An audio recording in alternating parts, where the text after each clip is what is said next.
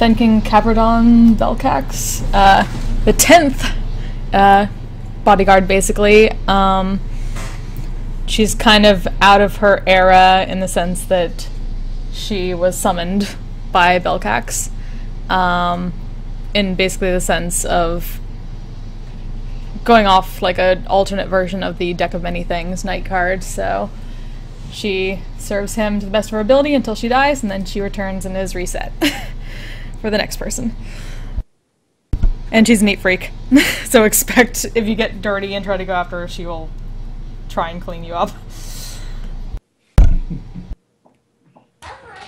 Great. Right, Venric. Sure. So Venric is a librarian at the Library of Shim, and was apprenticed there at a young age. So it's really pretty much all he knows. But grew up, reading a bunch of adventure books along with all the other stuff he read. So is kind of like excited to leave the library and have an adventure of his own. But he's been journeying for 2 years now, and not a whole lot exciting has happened yet. And then just as far as like actual build and stuff goes, I'm basically focused entirely on crowd control and utility. The only damage spell I'm taking is Ray of Frost. And how did Feather come to be? Feather's just a hawk that he picked up shortly before he left. It was a gift to him from one of his teachers. Okay. J-Mart? Sorry. Fulgrim is currently a clanless mountain dwarf. His clan was being overrun, and he called upon whatever powers would listen to assist him in driving off the horde of hobgoblins. Something answered, gave him the boost he needed for the time being and some permanent abilities, but since he was an evil thing that he worked with, he was kicked out of his clan and has since been wandering the earth looking for redemption, a place to be, something. He doesn't know what yet. Alright, great. Ikus? Ikus is a dwarf paladin. He's going sword and board. He's a former soldier. His troop was trying to map the upper reaches of the Is it the Underdark in this game? I can't remember. Not specifically the Underdark. The Underdark, essentially. Yeah, the Lightless Deep. He's trying to map the upper reaches of the tunnel network under the continent. And he doesn't quite remember what happened next, but he woke up on the steps of the Temple of New Semni with a sword in his gut. And since then, he's been a paladin of New Semni, and he met up with Falgrim. And he's trying to help Falgrim find redemption. And last but not least, Belcax. Belcax, Noble Dragonborn of the Brandon clan. And he has the knight with him, so yeah.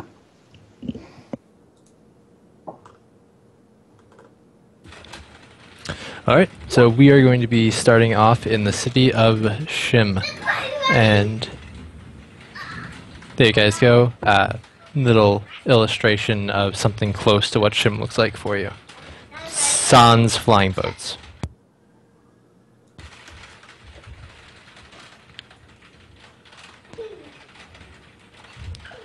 So you guys were all traveling with the caravan.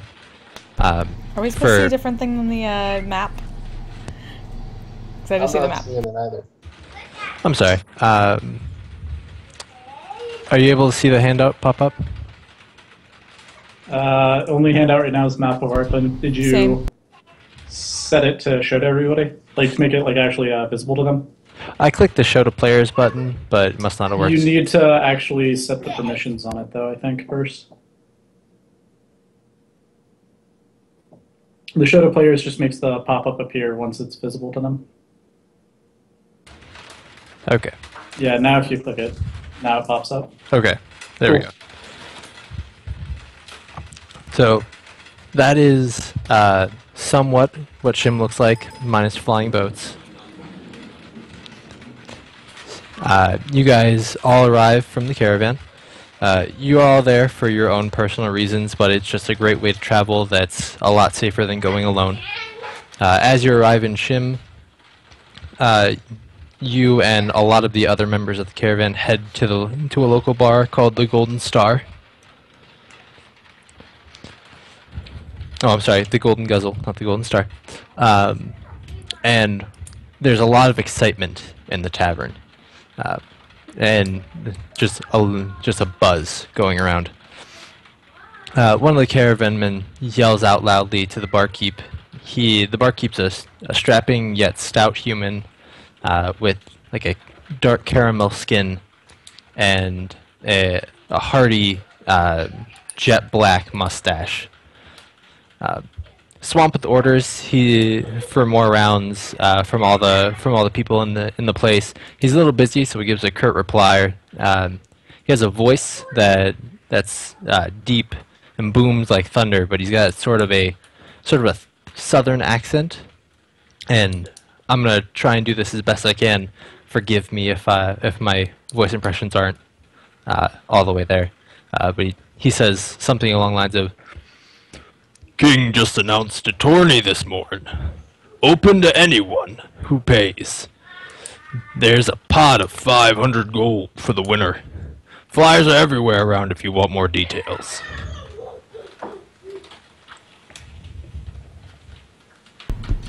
And with that, what do you all do?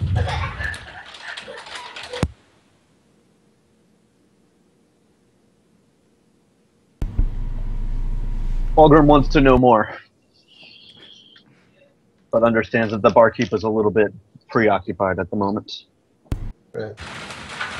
You can notice that, like, around the tavern there are various signs or poster boards where notices get hung up, and on all of them there's a royal decree giving you specifics about the event.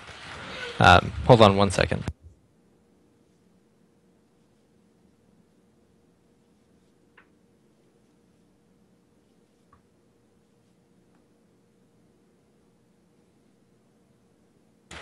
Sorry about that. On the flyer, it tells you that the event's open to everyone. The entry fee is 1 silver piece. So for you guys, that's probably not much. For the regular commoner, that's affordable but pretty steep. No one who's not serious is gonna enter. It takes place later on today. Is the starting ceremonies, but the real event, the arena, doesn't start until tomorrow morning, and it's an all-day event. The way it's going to start off, as per the flyer, says that it's going to be a grand free-for-all, followed by other methods of fight, but it doesn't specify beyond that. Grand free-for-all. What dost thou make of it, my lord? And then she looks over to Belcax. Sounds like it could be fun. I suppose. Dost thou wish me to enter, my lord? Grand free-for-alls are usually just a melee contest. Yeah, you know that they're not to the death. It's just until you surrender or get knocked out. But they are just melee contests.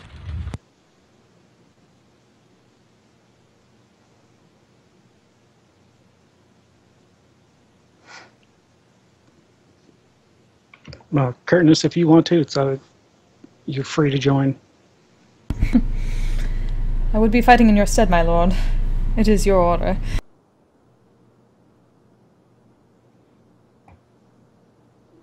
Fulgrim, do you feel inclined to join this tournament?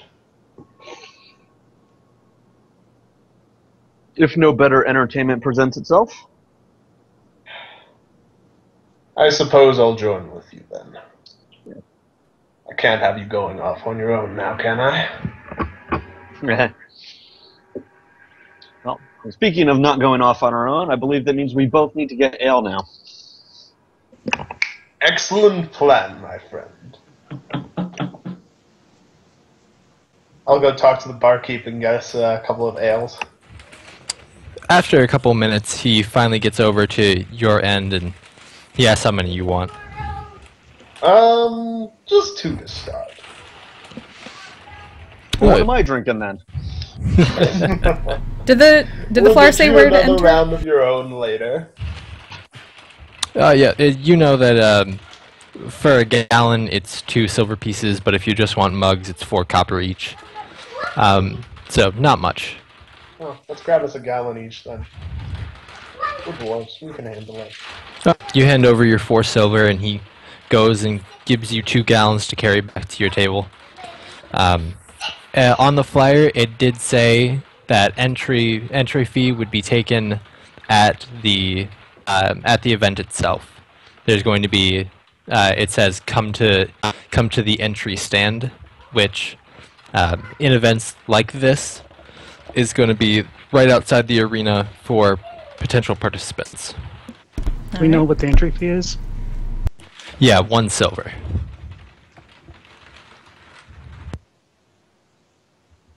Yeah. All right, Curtis, why don't you enter and see what you can do? Very well. I am quite interested in how fighters nowadays partake.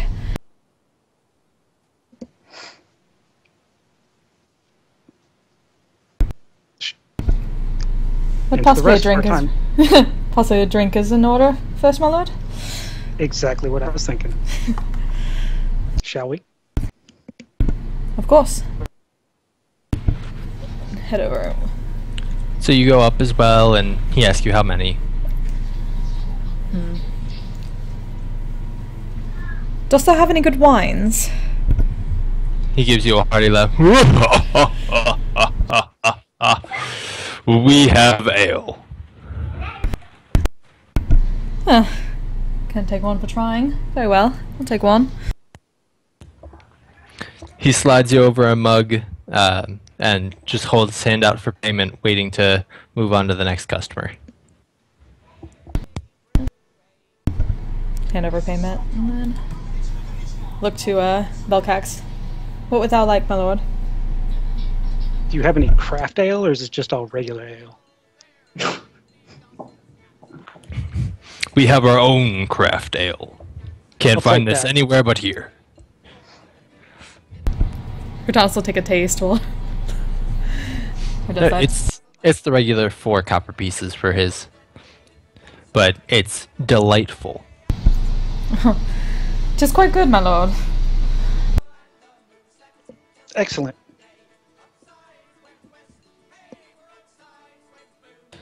So you guys are in the city of Shim. You have no housing set up before this. You guys are just newly entered here.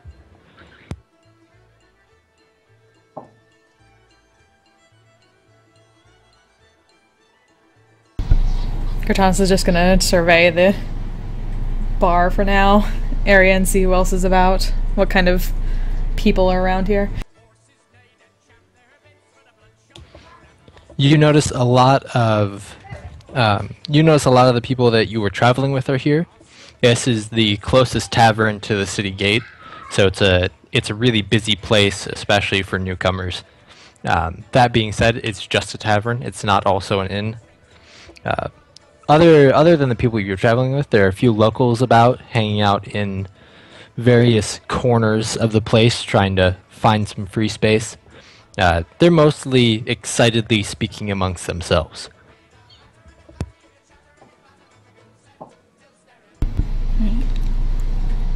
Cortanis will stay close to Belcax and just kind of sip at her drink slowly as not to mess up her duty of keeping guard.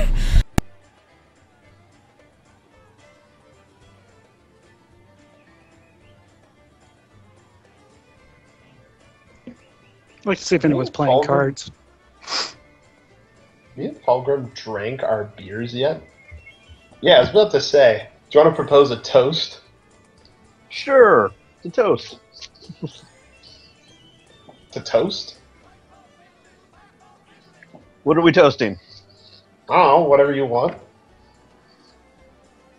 Well, for now, let's toast to making it to Shim alive. I'll drink to that. Clink. Clink. Glug, glug, glug, glug, glug. We have a very low threshold for success, methinks. She Sound chuckles to effects. herself. Sound effects are appreciated. Slam. On the table. I don't know. Being alive another day seems reason enough to me to get drunk. Exactly. That's the dwarven way. As for people playing cards, cards aren't going on, but you can see liar's dice going on a couple different tables if you want to join in. Yeah. Dice aren't really my thing, more cards.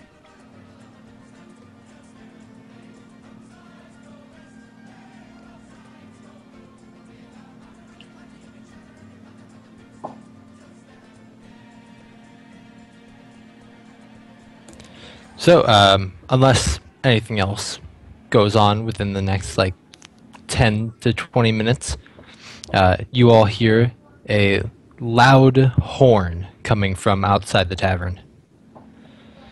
I'm gonna go see what that is. Father, Yeah. come with me. We have something to investigate. Yep. And following you, absolutely everyone else who is not the party also leaves. You can tell this is a pretty common way to summon people for an announcement of sorts. Ah. I say we go to the horn too. Yep. Alrighty. This would be a fairly normal way to summon people, throughout, the last 500 years. Yeah. I mean, ooh, a horn. Let's go see what's going on. Seems reasonable to me. You can tell mostly from how the people are acting rather than this being a regular custom. This isn't an everywhere thing. This seems to be a Shim thing, if not a slightly larger area.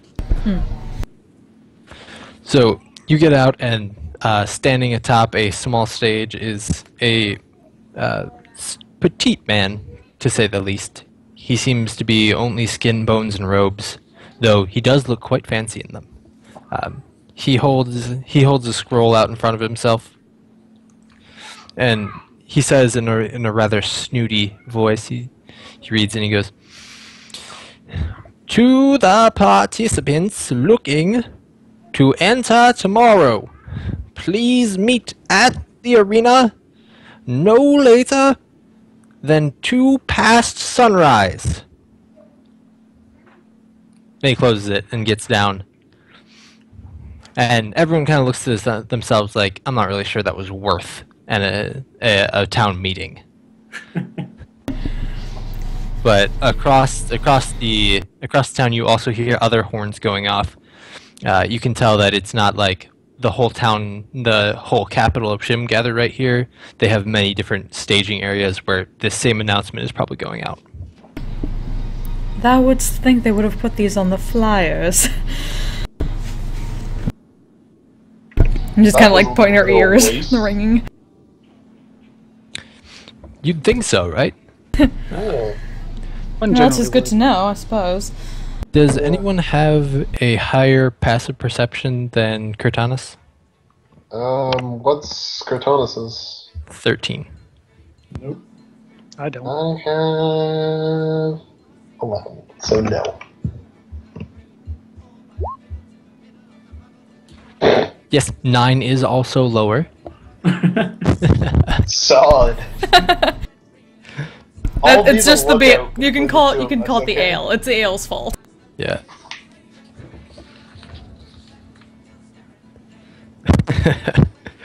Okay. Well, no one ever said you were wise.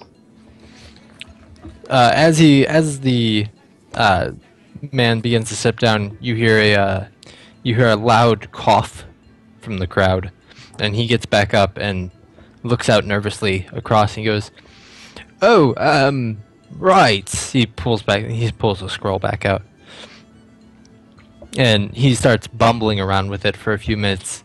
You can see the cogs working on him. He goes, "For those who are new and have no place to stay, there is housing near the arena, and that is all." And he pauses for a second. He waits, and then when it seems that there's no sign given off, he closes scroll and actually gets down this time and starts walking away. Can I shout at him to ask where the arena is? Sure. Where's the arena? He doesn't answer you in particular, but everyone else kind of looks at you like, how do you not know? But one kindly fellow next to you goes, it's in the northernmost part of the city. Thank you, good sir. Have a silver. He looks all giddy. He's like, oh, I might enter now. That may not be the best of ideas. My friend and I will both be entering. Save that silver and save your own life, friend. I feel I got as good a shot as any, huh?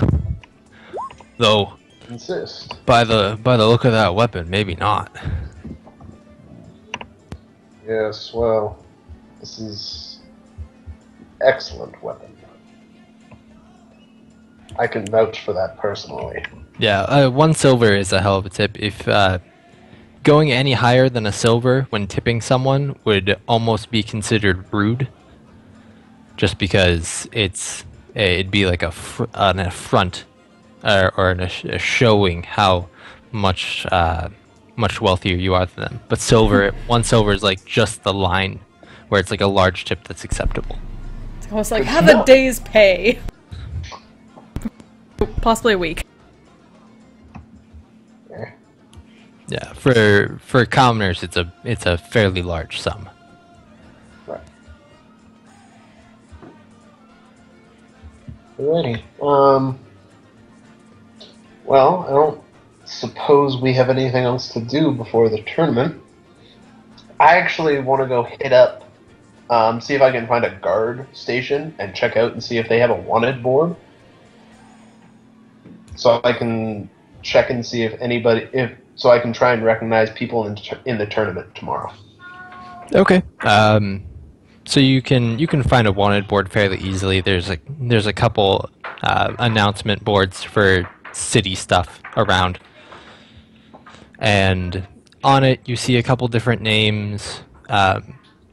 One of is the Sorcerer of Jive. Another is the Shadow Man. Another is Kaf. I feel like I should be writing this down. I can put them on quick. Jive, Kaf. Okay. And the Shadow Man. Yeah, I got 'em. Yep. So there's not a lot of wanted posters up, just those 3. And the Shadow Man doesn't even have a face. It's just the Shadow Man, wanted dead or alive. Ooh, that sounds promising. Oh, well, he must have done something pretty bad. We'll find him.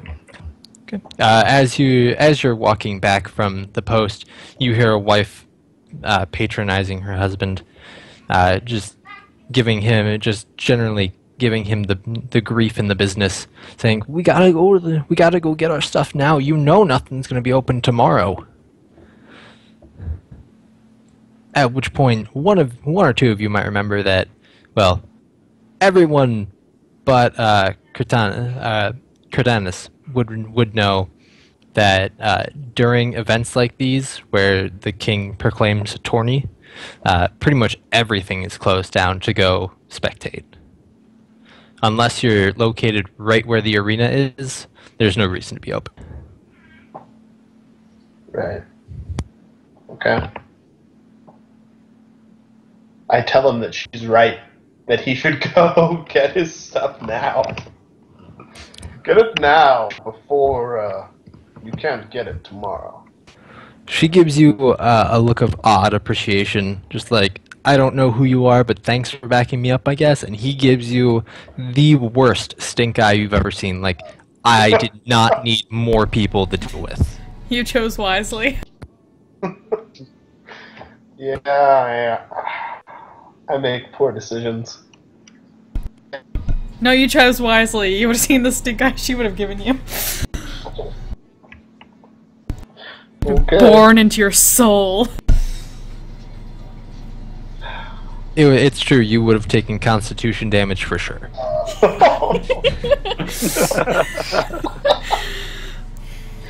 Okay, I'll take that as a good call then. I'm just gonna keep walking. Intuition. I'm going to, like, as I walk away, I'm going to turn and smile at the guy who's giving me the stink eye. And just keep smiling at him as I walk away. The stink eye intensifies for a brief moment, but then he realizes it's not worth the effort that he's putting in and just turns away from you. Okay, I'll turn away after he does. And just leave. Go back to the inn and make sure Fulgrim hasn't done anything. Okay, back at the tavern, most of the patrons have already filed back in and resumed what they were doing beforehand. Barkeep's busy as much as he was beforehand. I'll buy a round. About the last one. When the patrons at the bar hear you say, "I'll buy a round," everyone begins to cheer for you. Fulgrim, I think you may have made a mistake, my friend. I'm not buying a round for the whole bar, just for us two. There's a loud sigh of disappointment. But I made a round for us two. But the barkeep chuckles to himself and throws you both a new mug. We had gallons. He throws you Yay. both a new mug. Ah, damn. Not worth fighting him. Let's murder some more beers, my good friend. Indeed.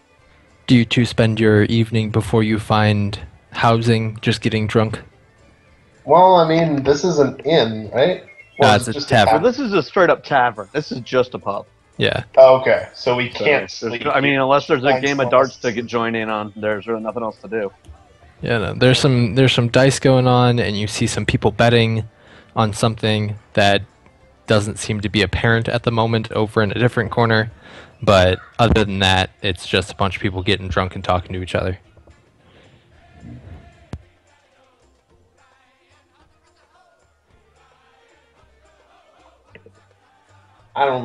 I'm gonna down my mug and get ready to leave then. Unless you want to do anything. I'll head out when he does. Okay. Alright, so you guys leave after a round. We'll go to Cortanis and Belcax. Did you guys want to find housing for the evening, you two? Or tavern? Tavern has housing, right? Inns have housing. This is just a pub, like a bar. Like a bar. Right, but I was like, are there any places that have both a Yeah. bar and housing? Yeah, there are quite a few establishments that fit that criteria, just not the Golden Guzzle. Right. So if there's one like near the arena somewhere, that would be ideal. So pub Yeah. crawling Ooh, I like that idea. until we find The it's a pub good crawl one. begins. So, how many establishments are you looking to hit tonight? I think the real question is how many are there between here and the arena? But you guys know that you came in on the western entrance to the city, and the arena's far to the north. So you're going to cover almost a quarter of the city on your way there. So there's going to be quite a few. So you're saying is they need to loop around to the south first? If they want to be really, really hands-on and feel the city, yeah, that's exactly what they have to do. Whilst you be requiring me to carry you later, my lord? She's going to have to be like designated walker at this point if she's going to be actually participating, because she can't go like getting so drunk that in the morning she can't fight. She knows better than that. So we'll say you, Sipping as they go along. So we'll say you hit up 6 establishments on the way. The first one you hit is the Leering Dolphin, which is a quiet place. It's small, seats only maybe a dozen people, and the barkeep's friendly. But you leave there shortly after, followed by the Black Goat. Now the Black Goat is a rowdy place. There are people throwing fists, and the barkeep is a short, hard-looking woman who no one gives her any shit, and it looks like she doesn't take any either. If people look dirty in this place, she's not staying long, or at least asking not to stay long. Not only do the people look dirty, the establishment itself looks unclean. Yes, please not here, my lord. Just like walk in and then immediately turn around and walk out and gently pushing him back out. This is not a place for thee, my lord. Okay, so you go on to the Silver Mountain, which is a beautiful place with a selection of ales. It's rather high priced. You're paying like double what you would at any other establishment, but for the atmosphere, it feels worth it.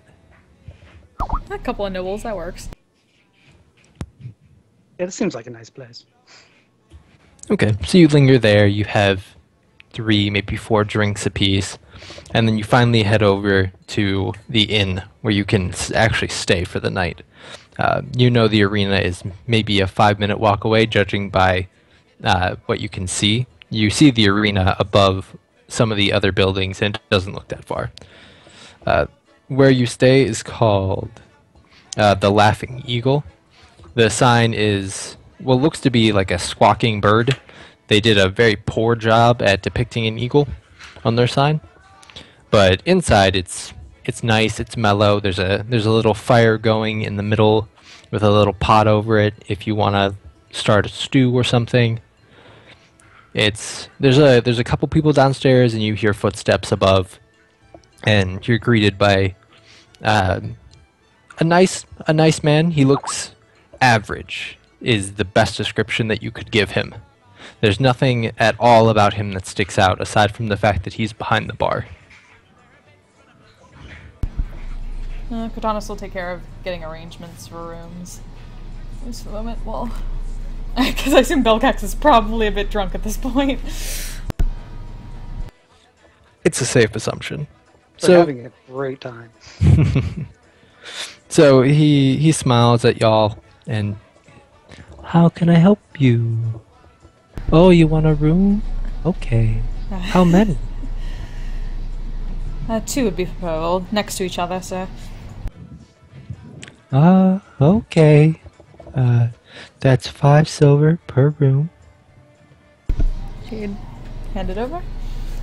Are you planning on staying more than a day? Quite possibly 2, but let's stick for 1 for now, thank you. Oh, no problem. We'll have a little bit of breakfast in the morning for you, but it generally gets pretty quiet around here about this time. We don't like no ruckus going on. Aye, quite understandable. Just gives him a curt nod and hopes for the best that does not happen. As you begin to walk away, you hear him, "Wait, I didn't catch your name." I'm called Cortanis. Oh, Cortanis. That's a pretty name. Thank you. And she just kind of like, she doesn't bother to... He tries to keep you around. He's like, "I'm Prescott Flowerheart. I run this establishment. It's a family place. We've had it for a couple generations." He starts to give you the history of it. You know, built around 3 centuries ago. We've been in the city of Shim quite It's gonna a while. be like turning her eyes, like keeping an eye on Belcax, and then... my apologies, but I need to look after my lord. And then she... Sure, of course, that's fine. to bow curtly and then move to... He goes back to Belcax. whatever he was doing as you nicely escape.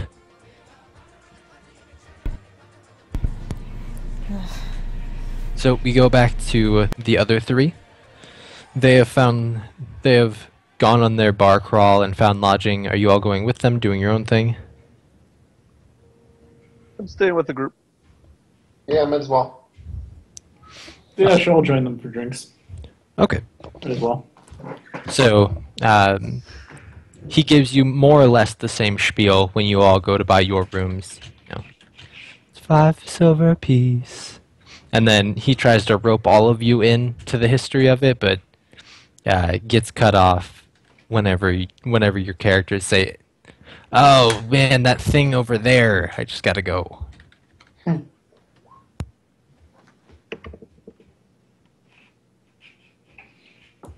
No, indeed not. Your constitution doesn't quite hold up like theirs. No, it doesn't. I'm going to grab... Can he give me another gallon? He looks at you just absolutely perplexed. A gallon? Can we start you with a mug? Tell you what. You'll be I refilling will it a lot. buy a barrel from A barrel? you. Why? Yes. That's too much. We don't allow drinking outside the common room. That is okay. I will drink it all in the common room. But I will have a barrel, and then I will ask you for no more drinks this night. Oh my. Well, give me one moment. The innkeeper hasn't seen that paper boy around. Where does he go while he's looking for these things?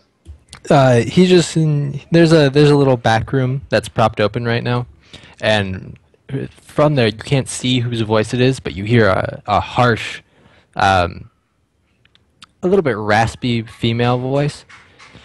Just give him the beer. Okay. Can I take a quick look behind the counter and see if there's anything there? I'm not going to steal anything, but I just want to see if there's anything suspicious there. No, behind the counter you see the regular assortment of different types of mugs and cleaning materials. Okay. But he comes out with he's struggling / rolling 2 gallons of ale for you, and that'll be 2 gold. 2 gold. Wow. Alright, sure, why not? I will put the gold on the counter and pick up my barrel and walk away. Thank you, sir. Pleasure doing business with you. You too. He's like bent over and visibly worn out from trying to move those 2 gallons. Or those 2 barrels, rather. Alright. So, for Fulgrim, is anyone going to cover him?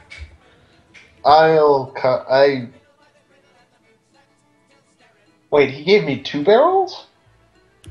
You asked for 2. Oh, I thought I only asked for 1. Whatever. Hey, Fulgrim, I have an extra barrel. Do you want it? Sure. Okay. I'll roll the barrel over to him. Okay, I have a barrel. Alright. Is anyone covering Fulgrim for lodging? Can you not cover yourself? Nope, I'm broke. I suppose I'll cover him. How much is it? Oh, it's 5 silver a day. For a I'll nice drop room. another gold for him and say that covers both of us. Oh my. Well, we don't usually get gold, but okay. Your rooms are set up. You're going to be the 1st, 2nd, 3rd, and 9th on the left. Okay.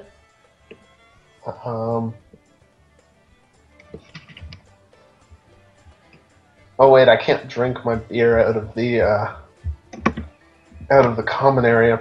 I'm gonna have to chug my barrel.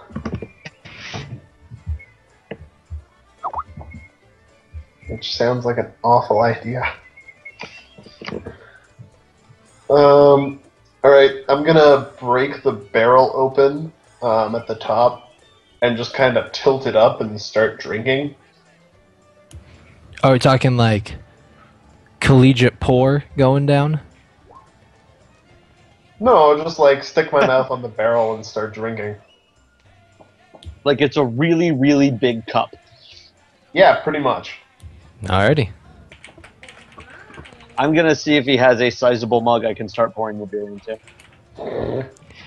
Should I make a check or something to make sure I don't drown? Yeah, you're going to once we take care of Fulgrim. He walks over and he hands you a mug, and then as you begin to walk away, he goes, "Wait," and hands you a second one. He's like, "For your friend." But I'd like you to make make a straight Constitution check. Apparently, it's a little too late with that second mug. Yeah.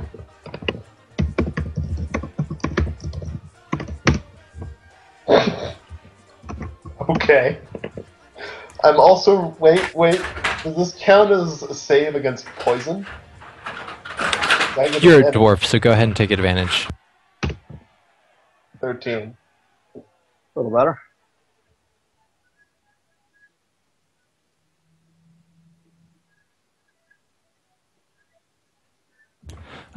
So yeah, you're able to not accidentally drown yourself in beer. Yes! Before you guys turn in for the night. Excellent.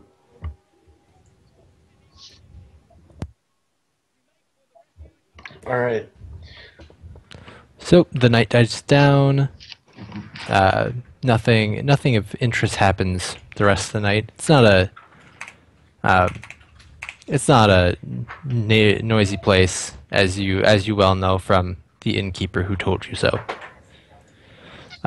But morning comes, and you can hear chatter and prattle coming from downstairs as people excitedly get ready to go down to the arena.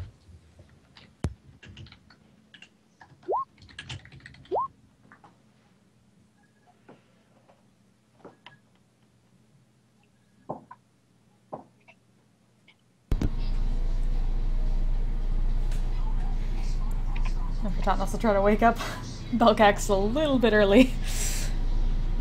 Make sure he hasn't... Do I have a hangover? From drinking my barrel?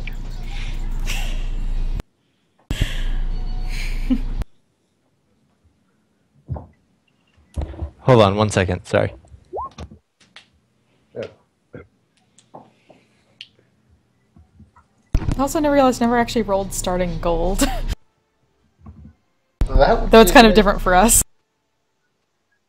Well, it's I took the starting equipment, sold most of it, and then had to buy back in order to get medium armor.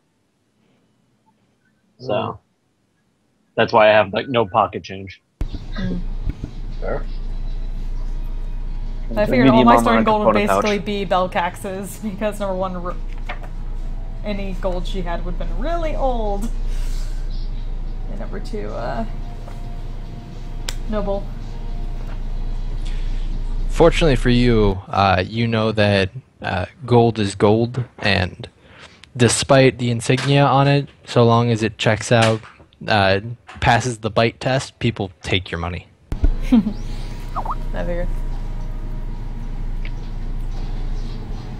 What was the... That's based on your class, right? Yeah, it's based on your class. What was it for fighter? I'll do that really quick while people are talking. Well, so what it is you either do the starting equipment or you roll for gold. It's in chapter 5 of the player's handbook. Okay, well I did starting equipment type stuff, so I guess that would be that. You also get some equipment from your background if you... Yeah, so I at least got 25 from... Yeah. And Cool. the background usually leaves you with 5 or 10 gold left over too. Yeah. Okay, so there's a nice breakfast prepared downstairs. It's nothing fancy, but it's enough to get you through the day. Well, through the morning at least. You're gonna have a hard day if you fight. But right around the time you guys start eating, a lot of people are already shuffling out. Eat quickly. Don't want to miss registration. Yeah, I'm gonna get my food and then run out the door. Yeah, Thomas does not have a hangover, so she was already eating quickly and out, probably with the end of the group. As long as Belcax was able to move. You all, some of you may or may not have a slight hangover, but yeah, I mean, you've all drinking before. You're used to the after effects. Doesn't impair you too much. So you all run out and you go over to the arena. You can see a stand set up. That's the admittance stand. There's a fellow behind the desk and a few groups of people slowly moving forward, giving out their silver piece and then getting a piece of paper.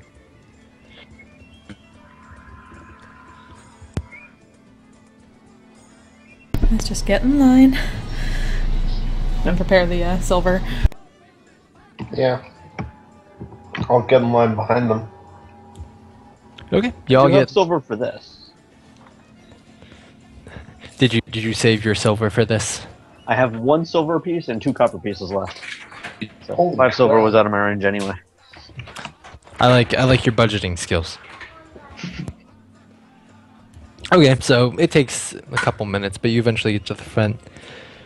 There's a regal man. He's sitting behind the desk. He has the official Shim insignia on his pin. He's like, okay, how many? To who of us? You all approached as a group. Oh, so 1, Okay. 2, 3, 4, 5 of us. 5. Who all of the casters are actually fighting?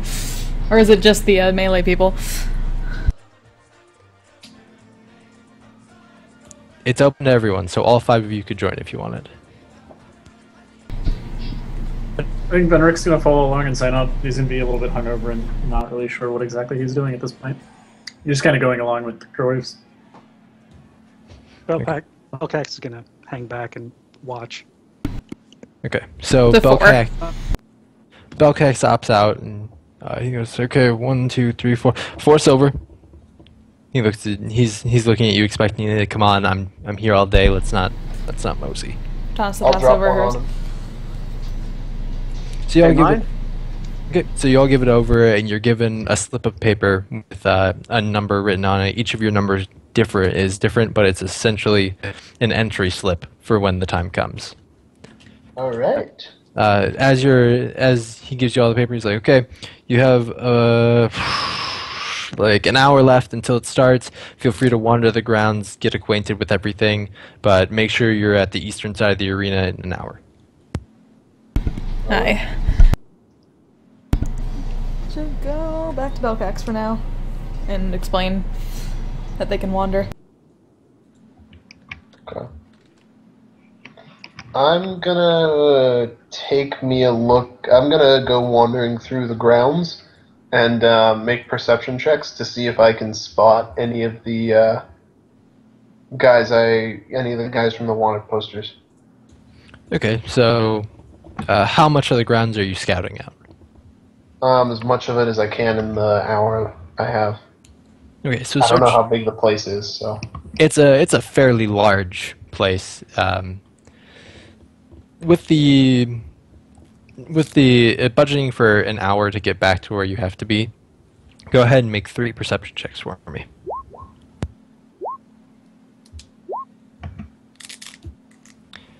So the first one, you're pretty sure you spot one of the guys from the wanted poster. Give me a quick intelligence check to see if you remember which of the 2 it was. There were 3. Oh, right, but one of them doesn't have a face. So it probably wouldn't be that one. I mean, he probably has a face. Well, yeah, he probably has a face. I just don't know what it is. Yeah. I'm betting I don't recognize that. Now, you can't recall if it was Kaf or the Sorcerer of Jive, but it's one of the 2. You know for sure. His name is the Sorcerer of Jive? Yep. Jive turkey. We don't just go around calling people a JT. Okay. So it's one of those 2, but you don't know which. Okay. And Is then he talking to anybody, or? you saw him just meandering through the crowd, trying to be low key. Hood was pulled up, and was trying to avoid contact as much as possible. but you were able to notice him as he looked around one of the times. Okay. So he's here. I'm going to assume that he's entering the tournament. Yeah, actually, you probably do, Falgrim. You should probably hide in a bush or something. Or you can wander around, whatever floats your boat. I guess you're not wanted here. Yeah, no, there's no one actively trying to kill or capture me. I just, True. You I just have the look hood up. shady. I do look like a shady dude. Yeah. True. So, as you, with the rest of your time, you can't spot the other one to really remember which of the two it was, but you saw one. As for the rest, you saw crowds. There's lots of people around. But hour goes by. Would anyone like to do anything else with their hour? I'd like to see if I can use my noble background to get a good seat somewhere. So you make your way into the stands, and really there's only nosebleeds left, but you assert yourself to the right people.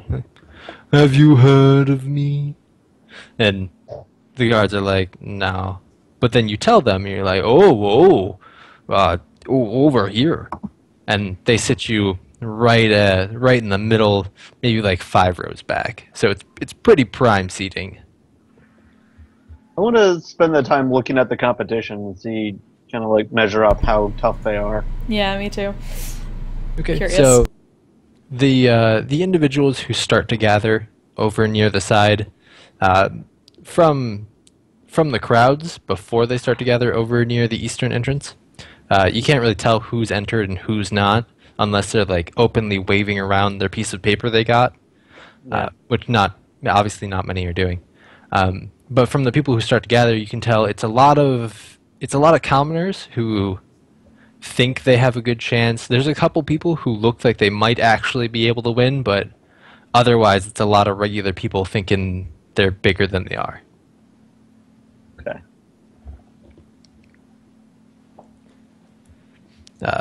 So you're actively looking around. Each of you make a perception check for me.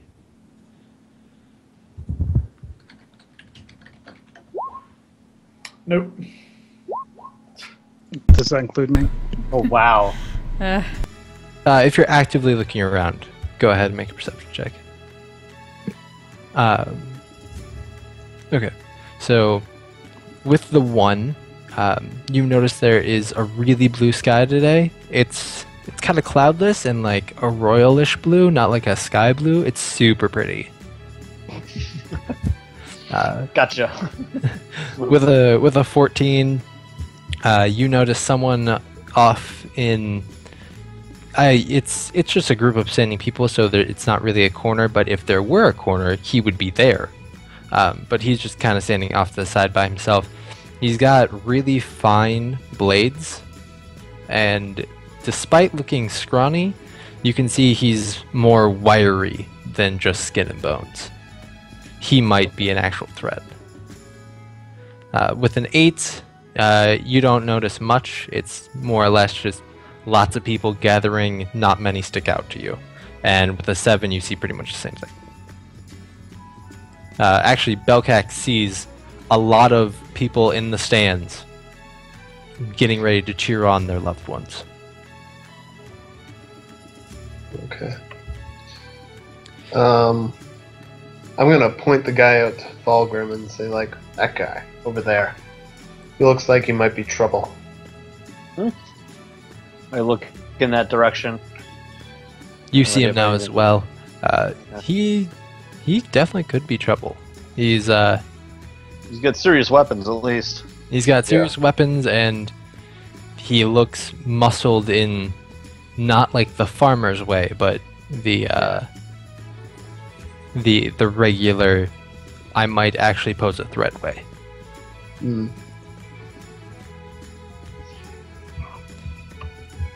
So, unless anyone else would like to do anything with their time, one of the town's guard comes over here. Oh, contestants over here! Contestants over here! Come on!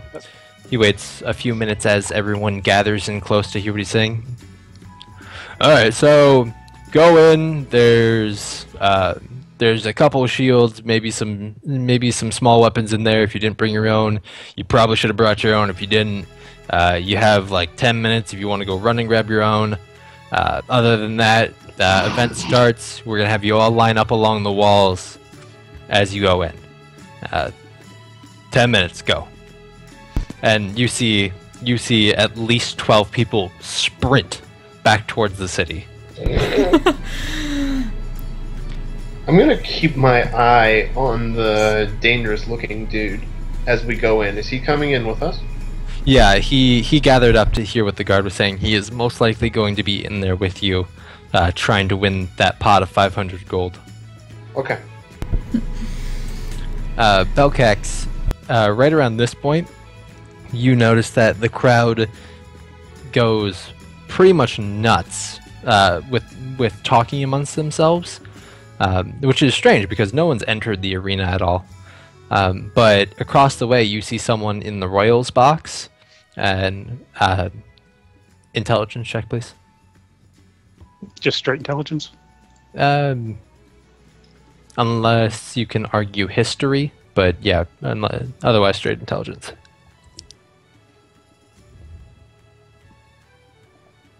Yeah, 16, good. You recognize this man as the king of Semshan.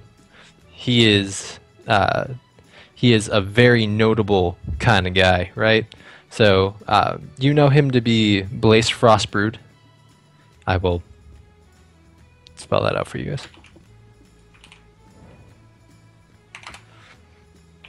Of House Frostbrood. He doesn't come out a lot from what you've heard about him. But when he does come out, it's a pretty big deal. He's not rude or anything. He just doesn't enjoy partaking in public. But when he does, he's a very kind person. But he is sitting across the way with his advisor next to him, ready to observe the tournament. Does the advisor have a goatee? The advisor is the... you're not there. So is he the king of Shem, or what is he the king of exactly? The king of Semshan, which is the country that Shim is the capital of. Okay. So more so than the city ruler, he is the country ruler.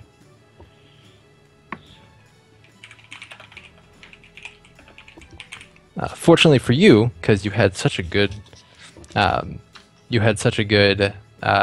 intelligence check, you also know that he has a son who typically appears with him, but is notably absent at the moment. Ooh. So 10 minutes has gone by. About half of the people who sprinted off made it back with some weapons. They're clearly exhausted, and it's probably not going to be great for them that they just did a sprint before fighting. Kind of shakes her head. Amateurs. Amateurs. Novices indeed. But he tells you all to file in, and we go to this page. Hey. Man, we're all sorry pieces. Or possibly So- pandemic.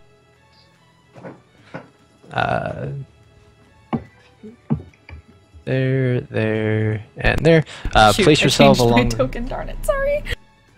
I will fix it soon. Yep, that's fine. Place yourselves along the walls wherever you want to go.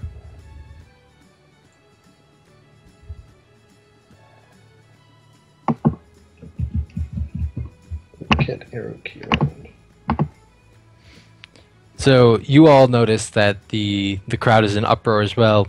A lot of the commoners think it's for them, but you know, you can observe pretty well that I can't say everyone can observe pretty well. Fulgrim is also in that case where he thinks it might be for him, but the rest of you can observe that it is clearly for the king, who is sitting in the box, quietly whispering to his advisor. At which point, once everyone has settled in to their spots, the advisor steps up and goes, "Him. To those who are competing Competing today, we welcome you for the chance to earn 500 gold. And crowd goes wild at the thought of that much money. It's absurd to them. So he quiets him down, hands waved.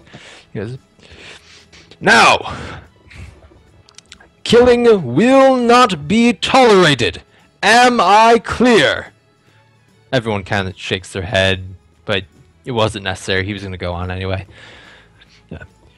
We will yell go, at which point any non-lethal attacks are allowed. This is a free-for-all. Do whatever you can to survive. Periodically throughout the event, we will be stopping for new events. And he doesn't really elaborate on that, but everyone kind of looks questioning at the vague description of events. At which point he sits down and then promptly stands back up and yells, "Go!" And then everyone rushes in. Initiative, please. All As right. soon as I bring it up. Ah, shoot. Every time I click the dice roller. Damn it. Why is my thing not working? Bam.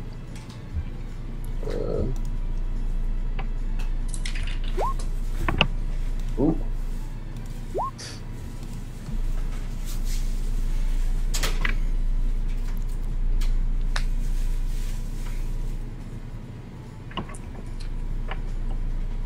I hope you guys don't mind. They're all gonna go on pretty much the same initiative, so I don't have to roll like 1900 times.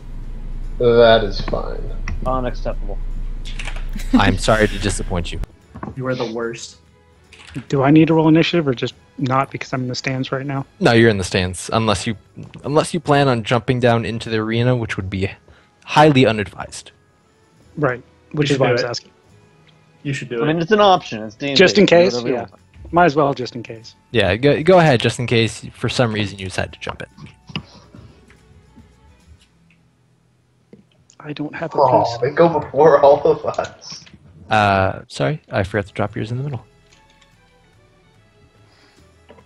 So you're about there. Okay. Okay. So everyone else goes first. You see them all kind of turn on each other immediately. These two, this green one starts to circle around down here. This yellow one rushes towards this southern green. Yellow towards red, green towards yellow, red towards yellow, yellow towards yellow, green towards red! I'm It's enjoying madness. this commentary here. This game is so sorry. A lot of them, you notice, aren't just lashing out wildly for no reason. They're circling each other. They're doing what they think would a regular fighter would do, aside from that guy's not supposed to be there. Aside from the blue guy up top, who was the wiry lad that you saw from before, who promptly deals with his opponent nearby. Can you give him like a icon or something, just so we know which one? He's The the blue one. only Only blue. blue Is one. he the only one blue one? All right, Yeah, never the mind. only blue one, and he promptly deals with his. At which point we get to Cortanas. You're staring down your nemesis at the moment. He looks like a regular farmer, and he brought a pitchfork with him. You can tell this is not a man who has fought a day in his life. She's going to feel very like this is not. She'll feel horrible doing this, but she's just going to try to like sweep the leg, basically, and ask him to stay down. You go for it. You can do non-lethal damage. Yeah. Declare it for him. The Yeah. only acceptable form of damage is non-lethal. Yeah. Killing someone, it will result badly. Yeah. So she just Would doesn't we feel have like this had- is much of a fight. Yeah, never mind. Would you have had what? A chance to, if it's going to be a non-lethal thing, would they have offered us like alternative, less easier to fight non-lethally weapons ahead of time? The weapons that were offered, along with the shields that were in there, were all dulled. So if you were going to pick up a weapon that wasn't yours, it would almost assuredly be non-lethal. But if you brought your own, you brought your own. Everyone who's competing is very, very clear that no shit will be tolerated. Okay, I would have grabbed like a hammer or something then instead of a battle axe, just because. Trying to use a dull side of her blade. Easier to use a warhammer non-lethally, and it's mechanically the same. Can I use Ray of Frost non-lethally? Only melee attacks can be non-lethal. Alright. Then I probably would have grabbed like a quarterstaff or something from them. Oh, sorry. The squares are not to scale. Yeah, I've been noticing. Sorry. So go ahead and you did make an attack. I'm sorry, I didn't see that. But yeah, he goes down. That was a sweep, correct? Not a sword attack. Yeah. So he goes down, and you kind of put the blade up to him, and you just give him like that "stay down." Yeah, basically. And he's caught off guard. He thought he'd put up more of a fight, but getting completely outclassed, he just kind of drops the pitchfork and is like, "Okay."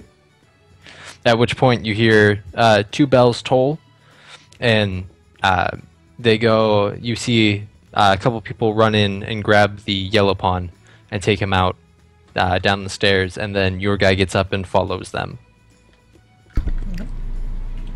So nod respectively to him that he actually did not do something stupid. Yeah, he wasn't looking to die today. I guess you're up. Okay. I'm gonna make a dash for our friend, the dangerous-looking one.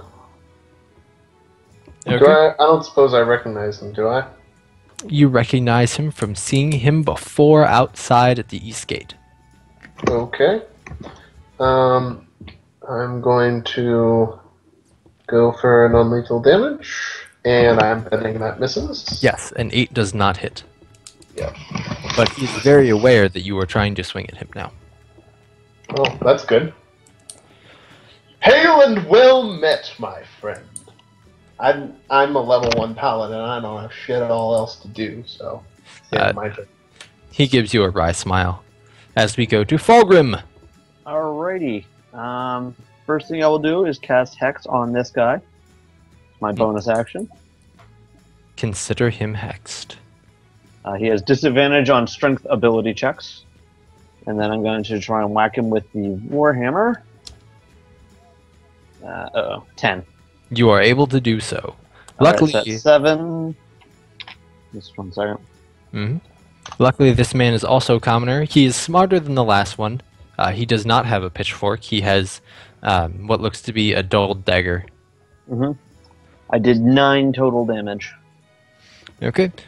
Before you even needed to do the extra damage, you get him pretty good in the ribs.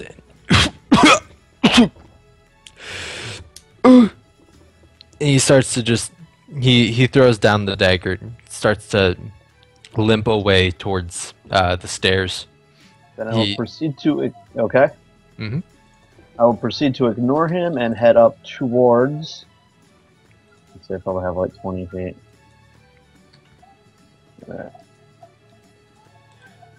Towards Icus and help him deal with that guy. Alrighty. Yeah, my brother. Belcax, do you jump down from the stands or incite riots? No, I'm just cheering. Alrighty. Who would you like to cheer for? Tartness, of course. Do you have any sort of cheer you'd like to share with the group? Just a mighty roar. Indeed. You can tell that one of the people down there was definitely frightened by your roar. Most notably, the 3-year-old who was sitting next to you is also scared. Congratulations. Oh my lord. How lovely. Benric. You find yourself in an arena. Yes, I find myself in an arena. What have these dwarves gotten me into? I'm actually just going to move away from everybody a little bit and take a look around. Okay, so Everybody seems to have paired off, and I'm kind of like okay with that. I'm fine just kind of sitting here. you see down towards the bottom, green and yellow that are nearest you are doing pretty well with their fight. They seem pretty even with each other. The yellow-red pairing, red is dominating pretty heavily. The triplets down in the bottom right have all paired up together and are not fighting one another. And the other 4 pairs seem to be going rather evenly. There might be advantage slightly one way or another, but there's no one outclassing each other by a large margin. All right. At which point we go back to everyone else's turn. So these 3 head up this way. This one will go down. This one heads up this way. And this one goes down. He goes down. He heads towards you. And he tries to hit you in the face. Because he's a dick like that. Alright, 14 versus your AC. That's gonna hit. Okay, so this fella in front of you, he's probably 12 or 13, and he's got a club that he hits you with, and does 1 damage to you. Take it in the face. Oh no! Wait, 1d plus 4? What? Oh, darn it. It's supposed to be... There's no plus there. All right. Significantly more now. Okay. Sorry. Is that still What right you though? did. 1d4, yeah. Oh, plus 4. Never mind. Yeah, the 1d plus 4 is just... I don't know what happened there. So anyway. You get hit, and he looks ecstatic at the fact that he hit you. These 2 who were in combat seem to have agreed to pair up and live to meet the next stage. He goes down, and now these 3 are kind of in a duel of their own. And then Blue, seeing you, knows that fighting you right now is probably not the best choice. So he goes to run over here. Please make an opportunity attack. Yeah. Okay. E. Okay. You are just barely able to connect as he runs away. He's pretty injured from taking 7 damage, but he's not down.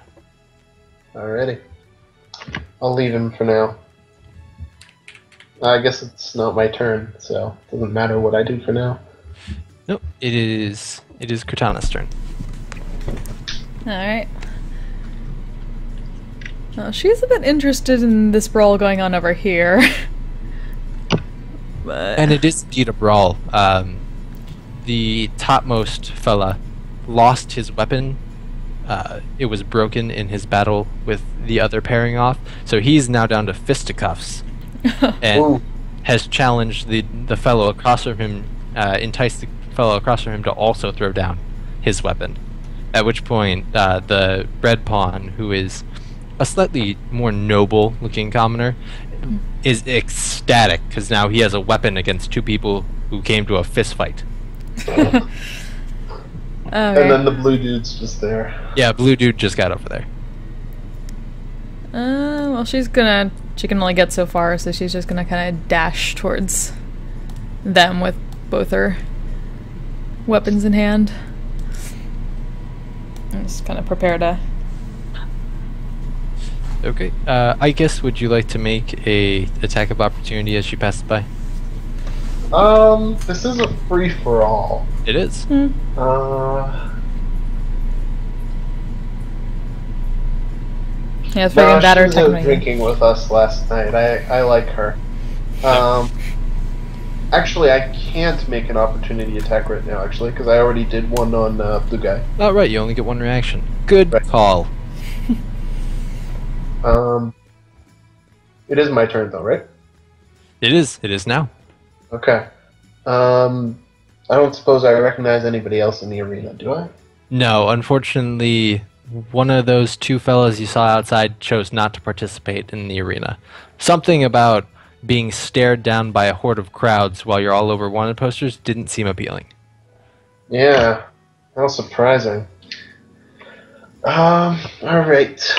I'm gonna yell at Fulgrim. Fulgrim! Look after the young fool down there for me! I'll go with the woman and deal with these lot. Okay. And with that, I'm gonna go and attack Blue some more. Go for it.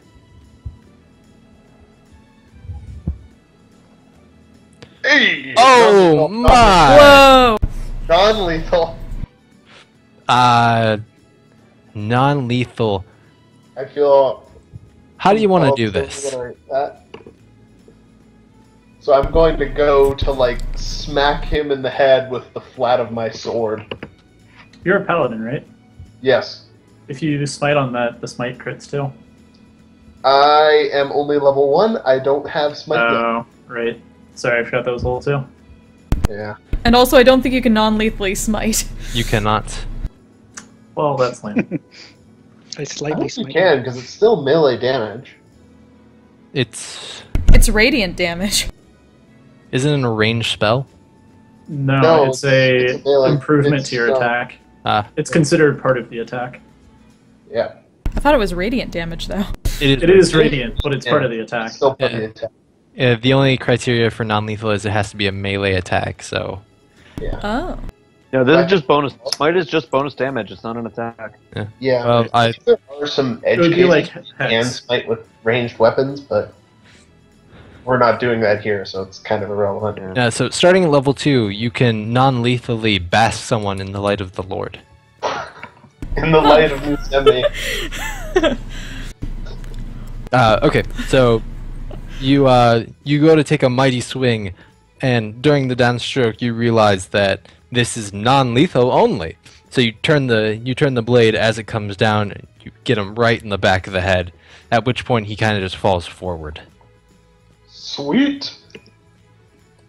You see, almost all of the crowd start cussing out loud. Why? He was They all lost clearly, their bets. he was clearly a hometown favorite. Oh, damn. Fulgrim? Okay, I guess I'm going to run back this way. Move to here. Bonus action, move my curse to this guy. He is so cursed. Then I'll use my dash to approach a little closer so that I'm here. And that'll be it. Belcax, do you do anything interesting from the stands? Not this round. Okay. Venric. Oh, I'm sorry. This is so inappropriate music. Alright. So the ruler is accurate now, right? No, it's still not accurate. Okay. So are we going by the squares then? Yeah, just count squares. Squares are 5 feet? Yeah. That's almost accurate. Yeah, except that the characters aren't exactly in the squares. Yeah, it's fine. So I'm going to cast Sleep, hitting these 5. Go ahead and roll hit dice. Yep. Ho you are able to get... does it start with the highest or the lowest? Lowest, Lowest. and then goes up. Okay. So... He Shweepy. As is he. As is he. As is he. Green looks dozy and then he wakes it back up real quick. Not quite going down yet. Just sneezes himself out of it. Yeah, he is wake up. He talks like that too. He's been very verbal the entire fight. I'm gonna get you. Oh, we got the deliverance guy of this group. See, and I can't move away without provoking an attack of opportunity, right? Yeah. Okay, then I'm just gonna stay here. Actually, I'm gonna move just a little bit over to be a little bit close to Fulgrim. That's fine. And that's it for me. Okay. At this point, you hear a from That's not good. from the fella who gave you the instructions to go. He says, "Cut it out! We move on!" The medics come out, and everyone who's able to walks away. Everyone who's not gets carried. Let me get rid of these real quick. Okay, so he looks over the remainder.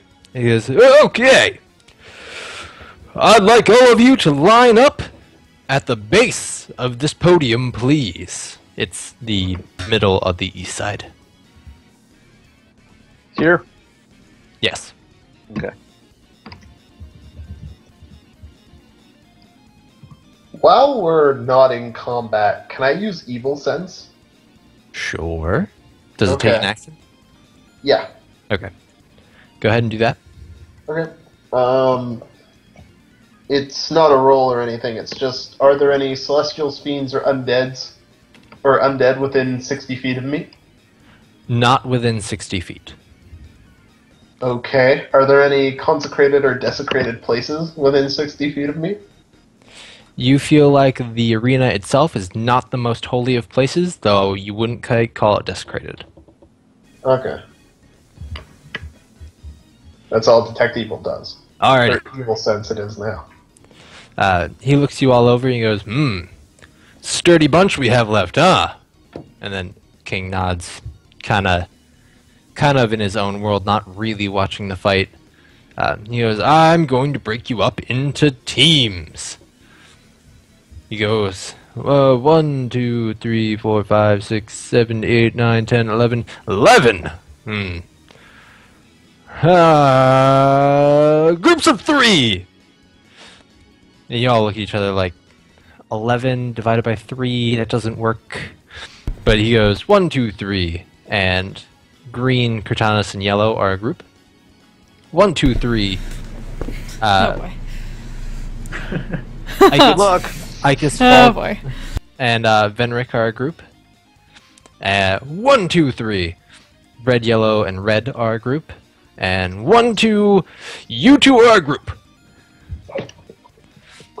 At which point he says, alright, everyone take a corner. Which corner do we want, team? Let's go over here. Southwest definitely looks the prettiest. Southwest it is.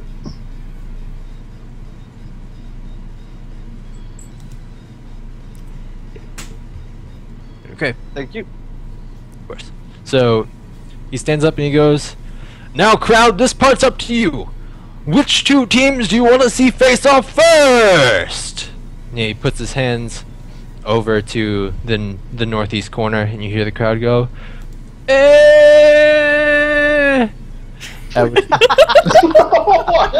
The mightiest meh you've ever heard.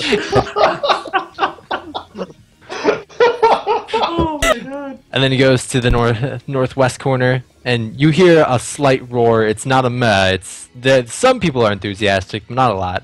Then he goes, and to the southwest corner, uproar!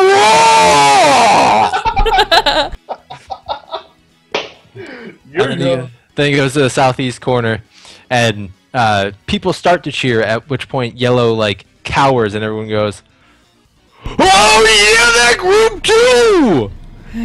They are excited to see yellow go down. You're not allowed to cower in the arena. Cortanus is just like shaking her head. What did she get into in this? Okay, group 1 and group 2, 3. I can't remember what you were. The south groups, those two. He never did the Northeast. He started No, with the that was the northeast. meh. Did he? That was Oh, the he- Mag okay. group. Okay, never mind. You two, come to the center.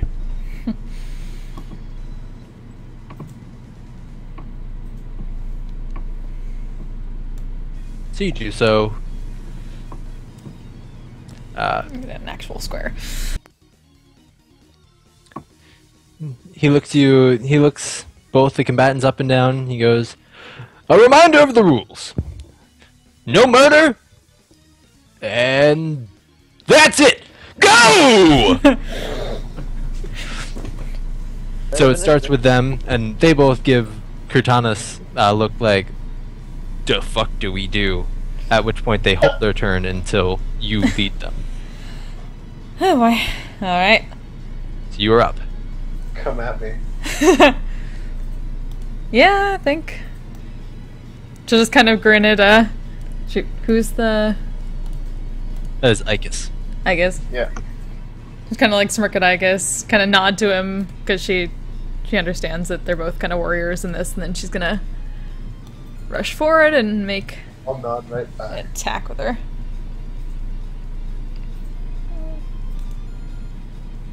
Oh. That does not hit. I have 18 AC at the moment. So. Holy hell. Oh man, you beat me, man. Chain plus shield. So you swipe, but I mean, just shield up, not getting through that. At which point your compatriots understand. Oh, okay, that's what we'll do. Right. So one comes over here and uses the help action. He would be attacking if he were competent, but he's not. The green fellow, however, he does look pretty competent. He has 2 small hammers that he's using. They're not crafts hammers. They look like very, very, very, very tiny war hammers that he's using to attack you. But unfortunately, 7 versus your AC will not hit. No. At which point we get to you. What would you like to do in return? I'm going to yell first. The champion of the Dread Maiden shall never fall! Oh. And then I'm going to attack... I'm going to attack Kurtanis. She seems like the biggest threat right now. The other 2 look like pansies. You go for it. Non-lethal. Nope. Calling that. Nope. Nope? Okay. For now, we will assume damage is non-lethal unless stated otherwise. Yeah. Okay. Okay, Fulgrim. Alright, I will step up to this guy. And since I can't move my hex, damn it, I will bludgeon him. It's a 21 versus AC. Yeah, that's pretty good. Yeah. That's 13 damage. Holy max damage, you guys. Wow. The last 3 rolls all did max damage. He takes it, and he is super unhealthy looking, barely up. Wow, Surprised these still ones up. are more durable than the last ones. Yes, he is. He is. There's a reason he made it thus far. Fair. My hex is locked, so I can't move that, so that will be my turn. Okay. Belcax, do you do anything interesting from the stance? Not this round. Understood. Fenric! Well, since I am terrible at melee, I'm actually going to keep hanging back a little bit, and I'm going to go ahead and use Minor Illusion to produce the sound of a lion's roar right behind Yellow's head. Okay, so when you produce the roar, he's already skittishly, like, trying to attack Icus, but he hears the roar and Ad just drops the weapon. He's like, he has no idea what's going on. For all he knows, like, an actual lion was just released to go partake with them as some sort of curveball. Well, you know, so it like- is an arena. So it comes to Kurtanis, but before you take your turn, the fella who, the hand of the king, stands up and goes, "And group 2 start!" They charge each other, but he didn't tell you to stop, so it just seems like the 2 groups are going to go simultaneously. Alright. So, take your turn. How about you, my friend? And... 4 non-lethal damage.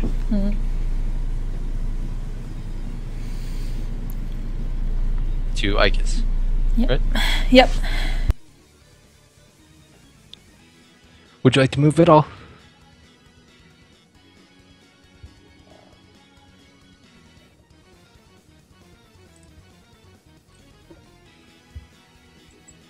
My turn, or is it still Cortonus's? She hits you for 4 non-lethal. Yeah. Yeah. No, I asked her if she wanted to move. Flint? Oh, no, it's alright, I'll stay here for now. She's got her opponent. Okay, so yellow guy uses his action to pick himself back up and calm himself down, and then he'll pick his weapon back up and start, like, I don't know. He's like weirdly jabbing at you still. It's not a thrust or an attack, but it's just kind of like back, Like, back. Yes, that's the perfect way to describe it. It's a whiny sort of lunge. Okay. apologizing to Belcax in the back of her mind. So the fella in green will turn his attention instead to the cloaked figure who came up on him, all stranger-like, and 9 versus AC. Does not hit. Okay. So we go to the other team. They do their stuff. You hear fighting in the background, though you're all too preoccupied with what you are doing amongst yourselves just to really. Let me know if this guy falls, because I Okay. have the hacks on him, and I'll notice that. All right. Bring up. Will do. But for now, it is Ike again. Alrighty, I'm gonna go right ahead and attack this strange woman who's trying to attack me. And that does not hit, No. I'm betting. So I swing heroically at her, but she deflects it or dodges it. Yeah, she would pull up one of her Some- swords and kind of just, like, deflect it. Ah. You give her a mighty zoning swing. That is exactly what it was meant to be. That was totally intentional! I do not doubt you, my friend. Fulgrim. Alright, I want to finish off this guy in front of me. 15 versus AC? Yeah. So you hit, and how do you want to do it? Probably swing around to his back so that he falls forward. That's allowing me to step around this way, kind of get behind Cortanus. Okay, so you hear a loud as you hit him in the back, and he just falls over. You can see his chest, well, I guess his back, raggedly moving up and down. So he's not dead, but throws out. Yeah.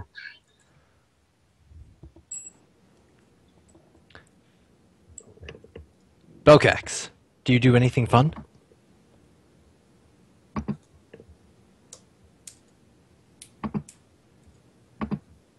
Not this round. Okay. Benrick, we're back to you.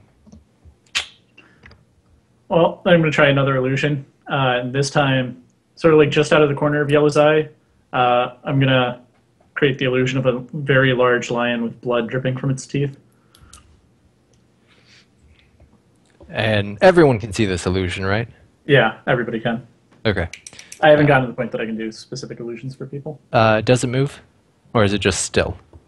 I mean, that's kind of up to you. It's minor illusion, so it's... Spell doesn't specify. Okay, so... I mean, I've seen people rule either way. But it doesn't make any sound. Yeah, no sound. Yeah. And if it moved, it would So- make no sound move. So I'm gonna say it can stay. It can stay in a 5 foot regular square. position. It can look natural standing there, but if it tried to move, it would look super unnatural. Yeah, okay. Okay, so It's just going to look like it's ready to pounce at him then. okay. So he sees this out of just the corner of his eye and freaks the hell out again.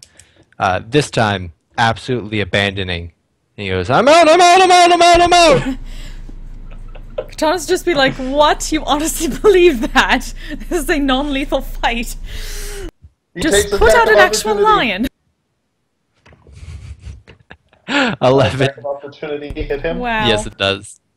Yeah. So he doesn't even get away. He gets hit with the broadside of the blade, and goes down as he tries to run. Nice. Well done, my sorceress, wizardess, friend. Okay, so It's a dude. on the other I side, know it's hard to tell without like the massive beard that you dwarves normally sport, but yeah. It's true. That is an honest mistake for a dwarf to make. No beard Yeah. must be a girl. Makes sense. okay, so Have you seen Dwarvish Woman? they Do you also think they don't have beards? Well, they can have beards, but that's only the old-fashioned ones. So as you take down the fool who tries to run, the hand of the king stands up again with a. He goes, "Okay, hold on. One, Mike, get those off the field." So both yellows get taken away, and green gets taken away, and there's a look of contempt at you from one of the medics, who thinks that it was a bit overkill, but who cares? She's just a medic. He goes, "All right, contestants, line up at the front." While we're doing that, I'd like to use Lay on Hands and heal myself up. Can I do that? Yeah, you have enough time. Okay. So I have one Lay on Hands point left. Okay, so he looks to the crowd and he goes, "Now we're going to combine fight 1 and fight 2 in a very interesting way." He points down. He goes, "You two over there." He points to the southernmost red and Venric. He goes, "Please step over towards the stairs." Okay. He points to the northernmost green and Icus. He goes, "You two, please step back roughly 10 paces."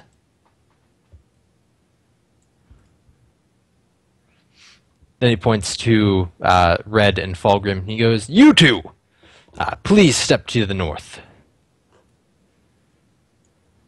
So, Oh, Red. here? Oh, over here. Yeah. And then he points to Green and Cortana. He's like, "All right, you two, please step to the south."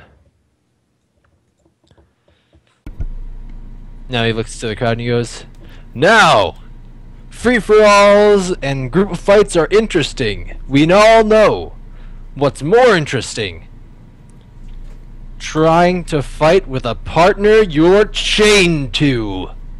At which point... You are joking. At which point, people come out and latch you guys together at the wrists. One person's right wrist, other person's left wrist. You can decide. joy. You can decide which amongst yourselves as you go. And he goes, "Okay, Should be left. groups. I would like you all to line up in your respective corners, please." But he didn't give you one, so just pick a corner.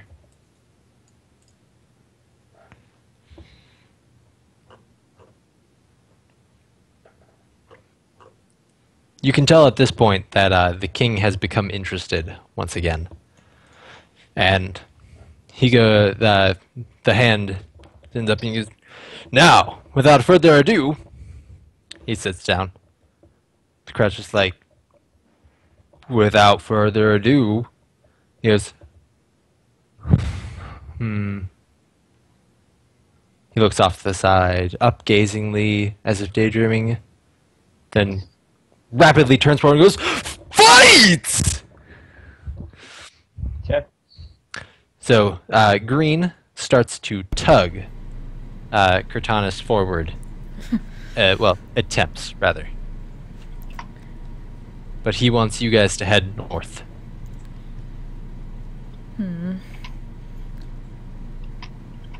Well, better. There's not much time to deal with this, so might as well. She's going to keep up with him, so they don't waste time pulling each other in different directions. So, yeah. Just dash, basically. Well, then I will set you guys up with control over the respective tokens. Okay. So like there's Yes. Controlled by...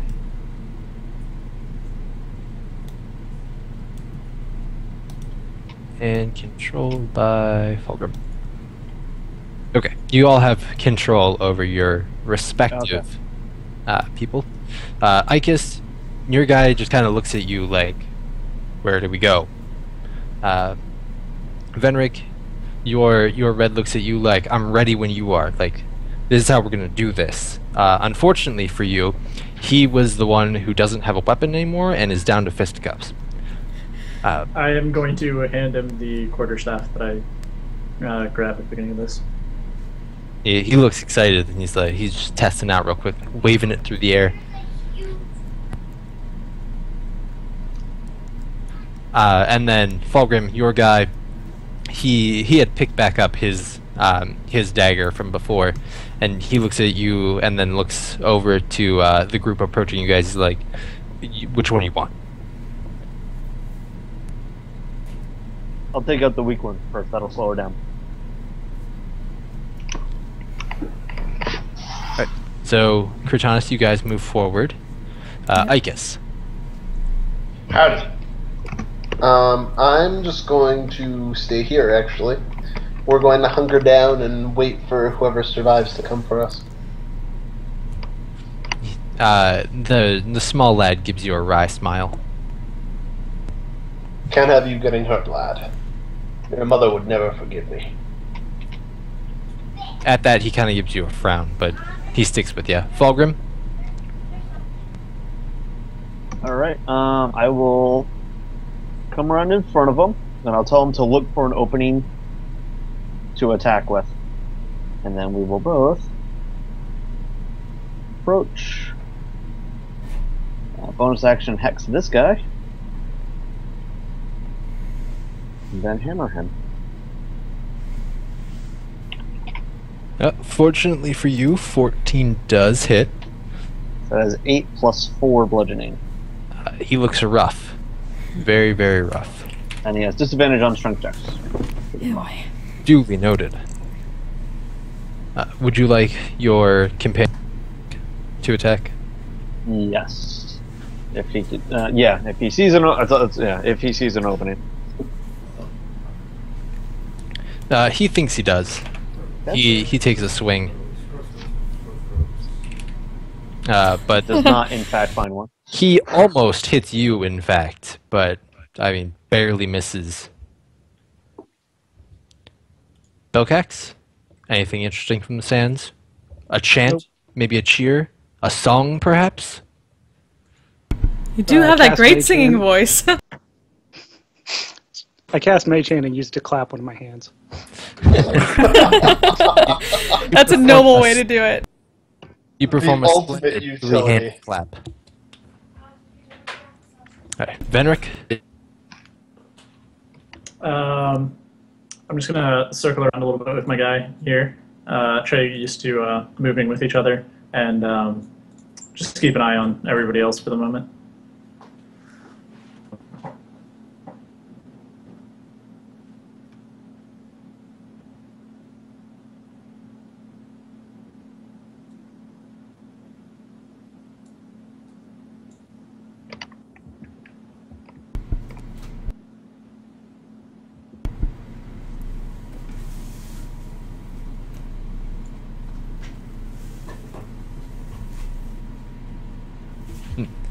I'm sorry, what was the last thing you heard from me?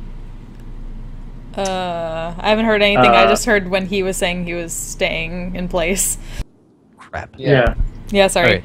So, I was muted, my bad. So, you guys get a feel for each other's pose, and it's going to give you advantage on any melee attacks that you make, just from feeling each other out, knowing how the other one moves as you circle around. And with that, we move to Kurtanis. Okay. Vanessa's gonna see if her partner can aid with the chain as she to like basically kind of hold up his what does this guy have? A blade? He's got a pretty blunt dagger, and your guy has a club. Yeah, I'm gonna see if my guy can kind of use the chain to hold off his dagger as she makes a strike. Okay. He will. Yeah, he will aid you in the attack. So go ahead and take advantage. 16 will hit 4/4. He does not go down, but it's a successful connect. Okay. I guess. Great. Me and my young lad are gonna start moving up, I guess. So we're gonna move up and we're gonna take the dodge action. Joke. And that'll be my turn. Fulgrim. Okay. Same basic tactic. I want to take out this guy first. 16 for 13 bludgeoning. He falls. Okay. Bonus action, move my hex to Katana's. And then the other guy is gonna try and get a stab on her, and yet to put disadvantage on strength checks of any kind. 10 versus 8 hit. Nope. So he tries valiantly to get you with that dagger, but he's just not a match for someone who's professionally trained. Belcax? I cast a second mage hand and have the two clap for me. What was once an impressive three-handed clap is now an even more impressive two-handed invisible clap. Many thanks, my lord. Venric? Gonna move forward slightly and also take the dodge action. Okay. Kutanis, you now have the slumped unconscious body of what was once your partner chained to you. You're going to have disadvantage on your attacks. Yeah, it sounds about right.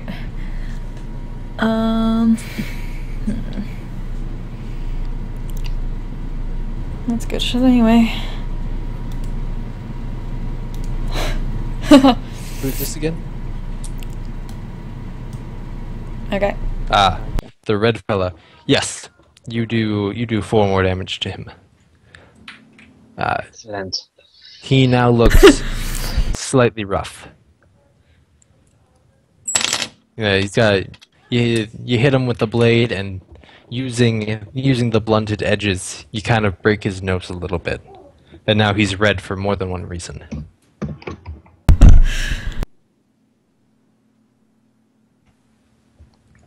I guess. Howdy. All right. You and your lad. I'm gonna do this. Sorry. Okay, so your lad, who now is impatient with you, attempts to sever your tie between them and starts going ham on the chain. Unfortunately for him, it's a chain, and he doesn't get very far, but he's very uncooperative. Your speed's going to be halved just for having to drag him along.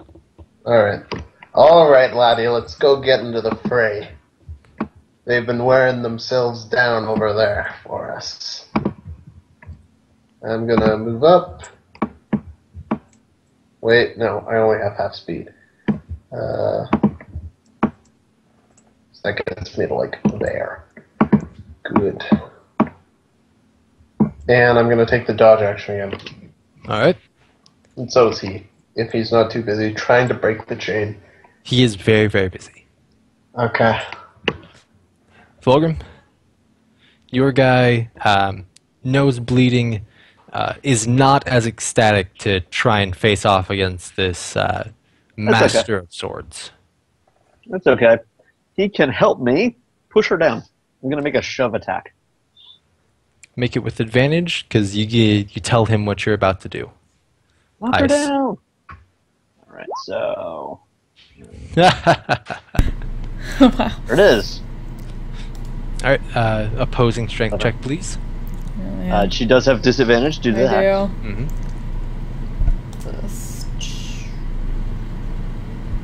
It's just an unskilled, or is it a save? Save. Uh, No. Strength athletics. Still- Yeah. Oh, athletics. Yeah. Oh, athletics. I thought it was. Okay. It might have just been a straight strength, but I think it is athletics. Yeah. Damn. Oh! Wait. So much for that. She's able to well position the downed body of her teammate in between you, so that you don't really have good footing to push. Darn it. Alright, I'll proceed to climb over the body. All right. But yeah, that's going to be our attempt for this turn. Belcax, I just continue clapping. the 3-year-old who was once scared of you is now pleasantly entertained by the invisible hands that are making fun noises. Alright. Ven- Yeah, so I just want to clarify something. So is it lethal damage that's not allowed, or lethal damage that takes somebody to 0 or worse? Lethal damage that takes someone to 0. Okay. Then I'm going to have us move up here. I'm going to tell Red to ready an action to attack anybody who comes close. And I am going to go ahead and Ray of Frost Fulgrim. Okay. He gives you a sick kind of grin as he just puts the quarterstaff underneath his arm, ready to lash out at anyone who gets close. Yep. Does a 13 hit? Does not, though, not by a lot. All right. The ray of That frost. bounces off the armor. So I'm assuming our advantage doesn't apply to this, just melee? Yeah. Yeah. All right. That's it. Alrighty. Katanas, you successfully fended off a push. Alright. Let's try this again then, and hope for the best. Probably not. Is that against Fulgrim or his fellow? Still the guy. Yeah. So it just barely misses his fellow. He That's his, actually pretty good. yeah. He has a leather jerkin on, and despite not bringing his own weapon, he apparently brought his own protection. I mean, if you're gonna have one or the other, I guess protection's the better choice. Hmm. Would you like to move?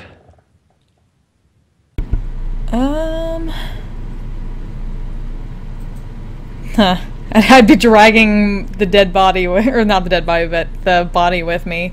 Yes. So I don't know how far I would be able to move. Consider it difficult terrain. Yeah. I'd also probably take a strength check from you to see if you could pull him along. No, probably not then. That would not work at all. I'll stay where I am then.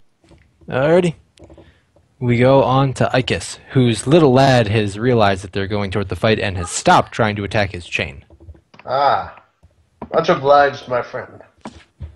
Okay, I'm gonna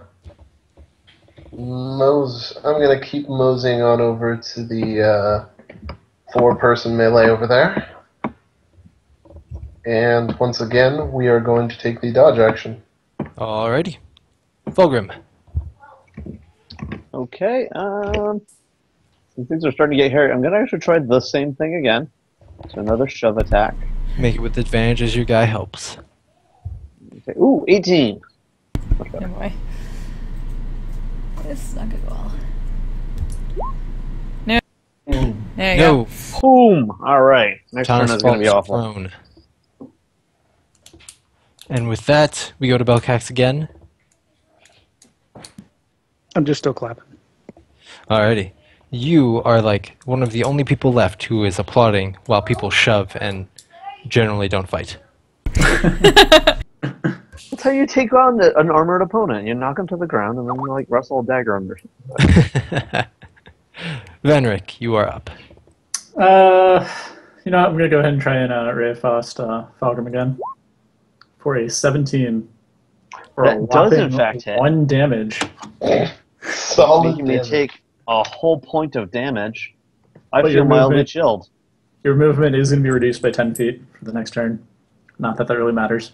Ha And we'll go ahead and move here, and I will have red attack at the other red. Alright. Red takes a mighty swing with that quarterstaff that you gave him.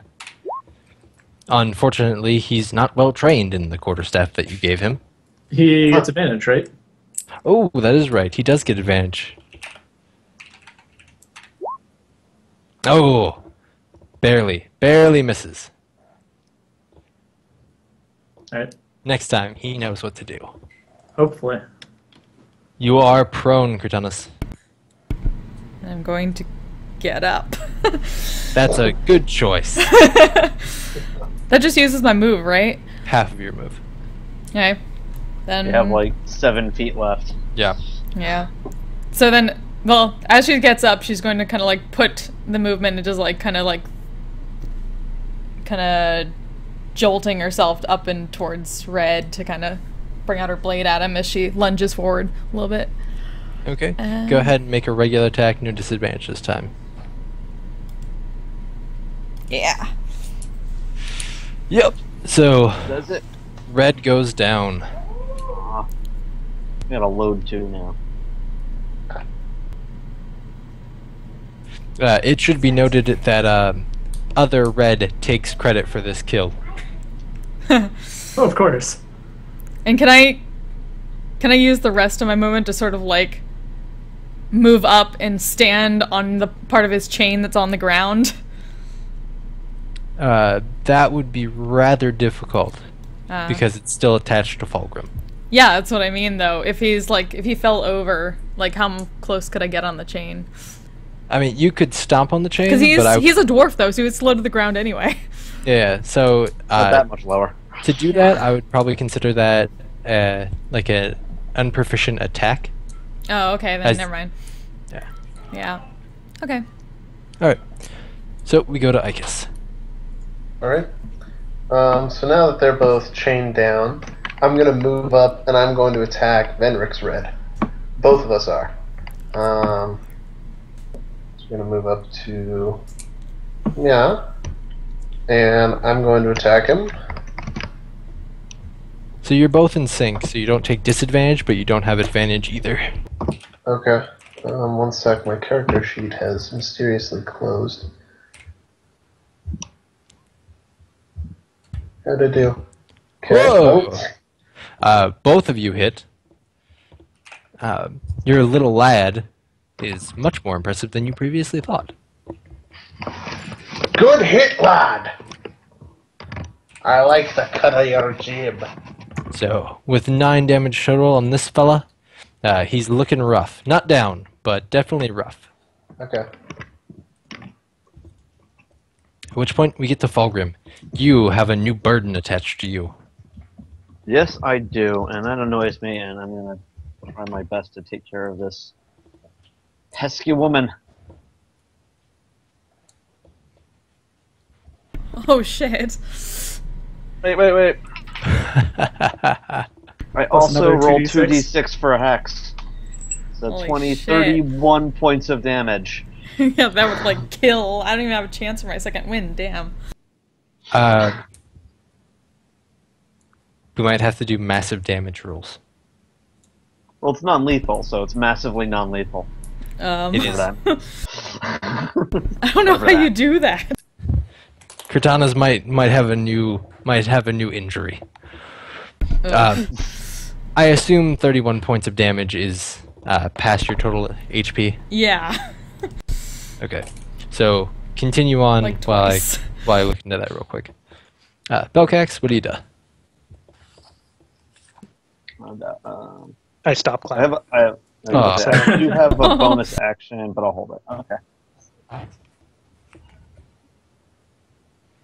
And we are on to Venric. What do you and your partner do?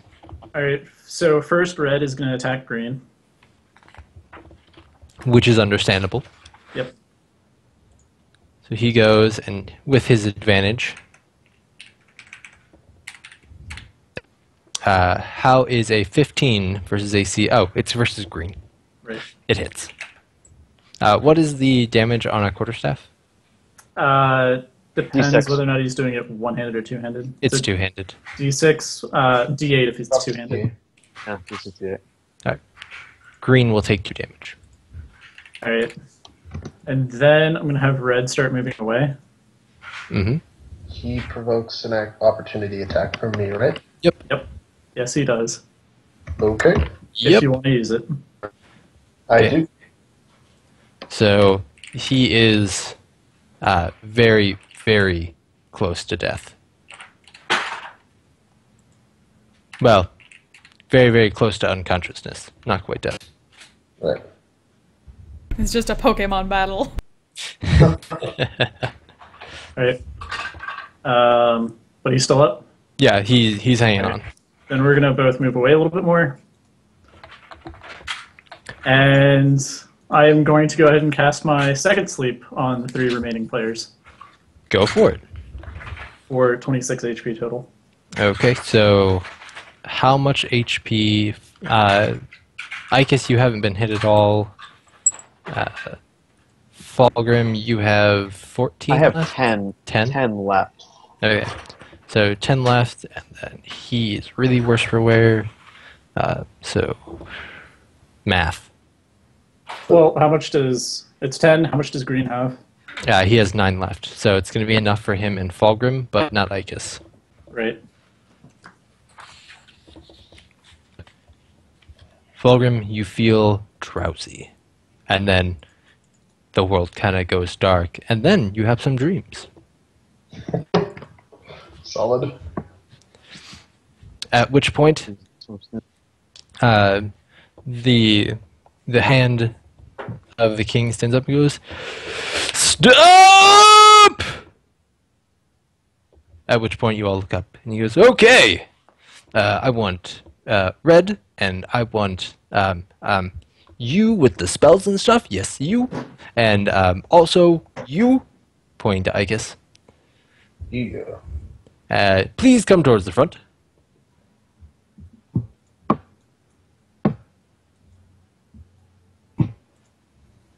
So the rest of you are taken away.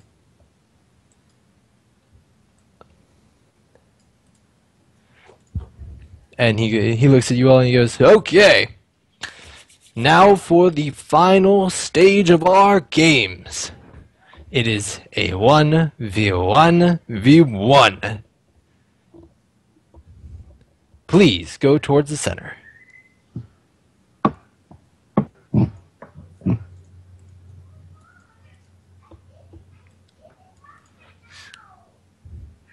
Go! At which point, red charges Icus. Okay.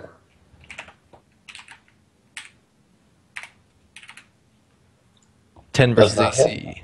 Okay. Icus, you're up. Okay. I'm going to smack him right back. I assume 17 hits. Yep, you beat him in the face and he goes down. Okay. 1v1 me, bro. At which point you do. Okay. Fenric? Well, oh wait, no, I have move action still. Oh yeah, you can move. Okay, I'm gonna run right up to him. Hey, buddy. Hi. You want to just split the pot?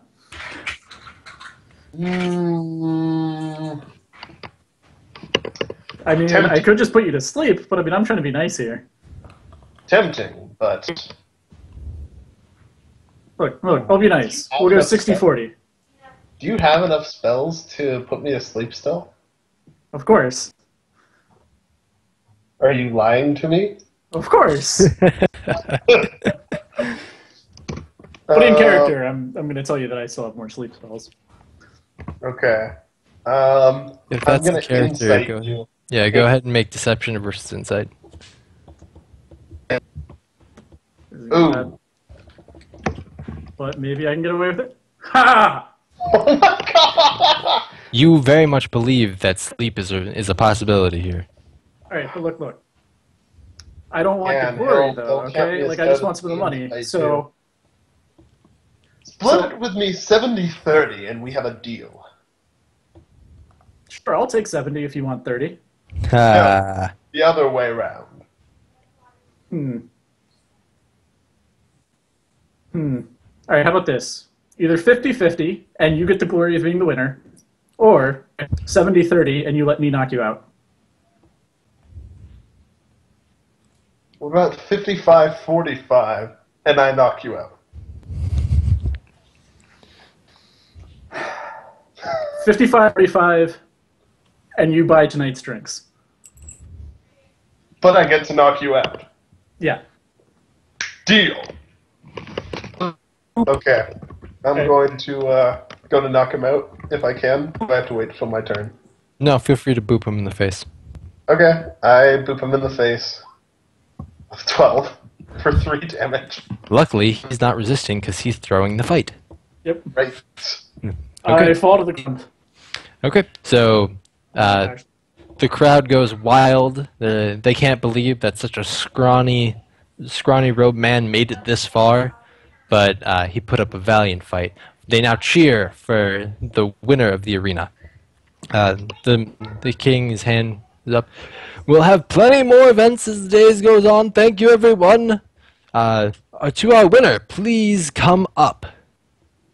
At which point, a guard comes in and escorts you around to the king's box. Ooh, cool. So the king looks at you. He kind of just gives you the eyes up and down, and then just a little bit of a smile. The hand on the other hand looks you up and down, tosses you a sack of gold, and says, "Congratulations on the win. Please come to the castle as dusk hits."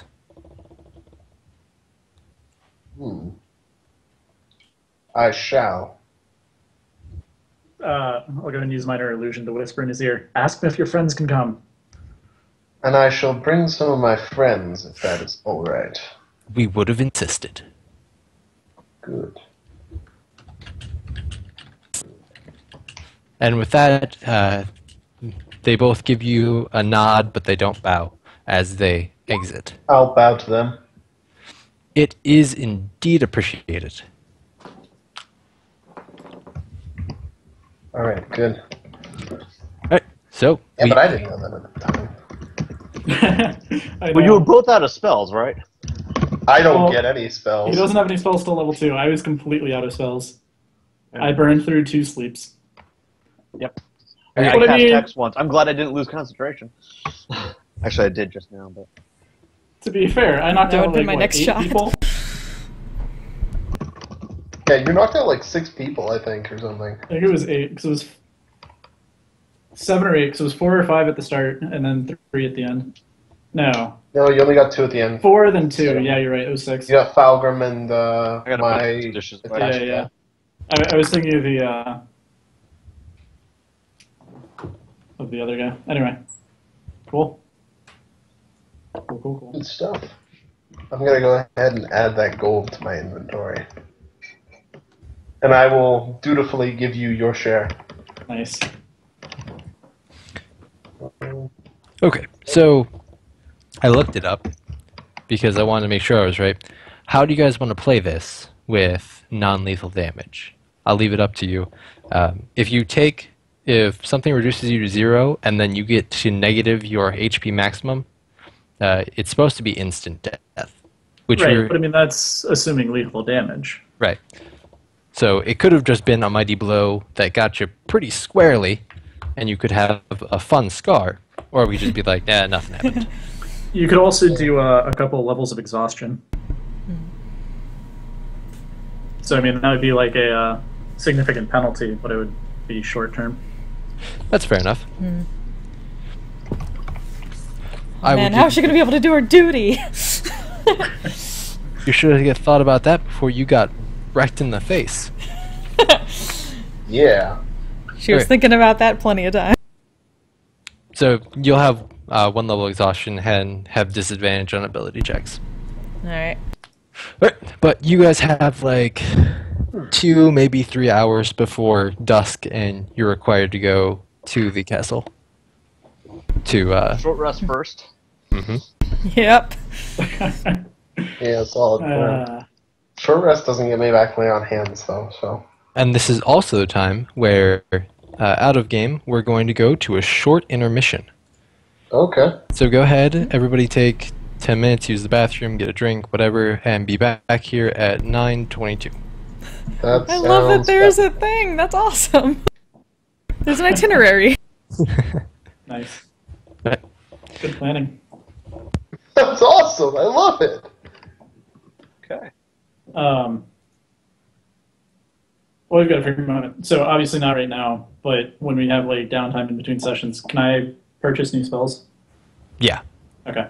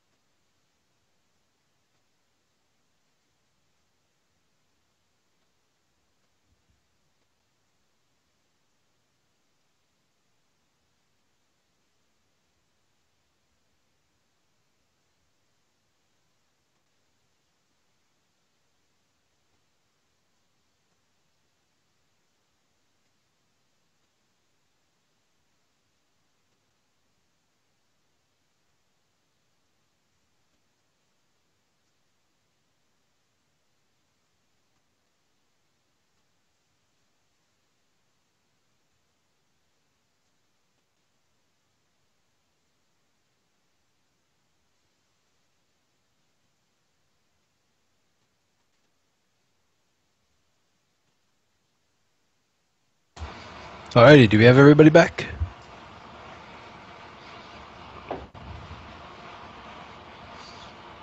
Yeah, I think so. I am here. I think we do. Okay. So, you all take a short rest and spend hit die as needed.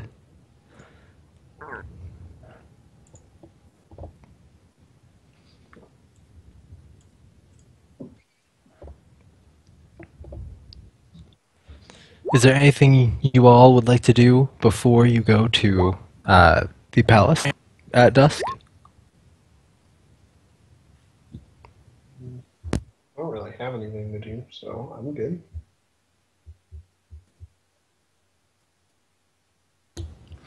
Look, as you guys head there, you have to pass the arena again. Um, you hear someone shouting out, "Tomorrow's race! Tomorrow's race! Come, come, place your bets. We have Snowy with 10 to 1s, Black with 4 to 1, 8 to 1 for Ramses." And then you can continue on if you'd like.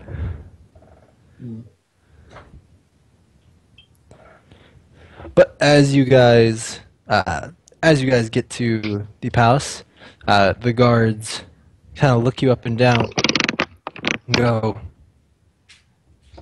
"You the one? Yeah, he's the one? Okay. Yeah, go on."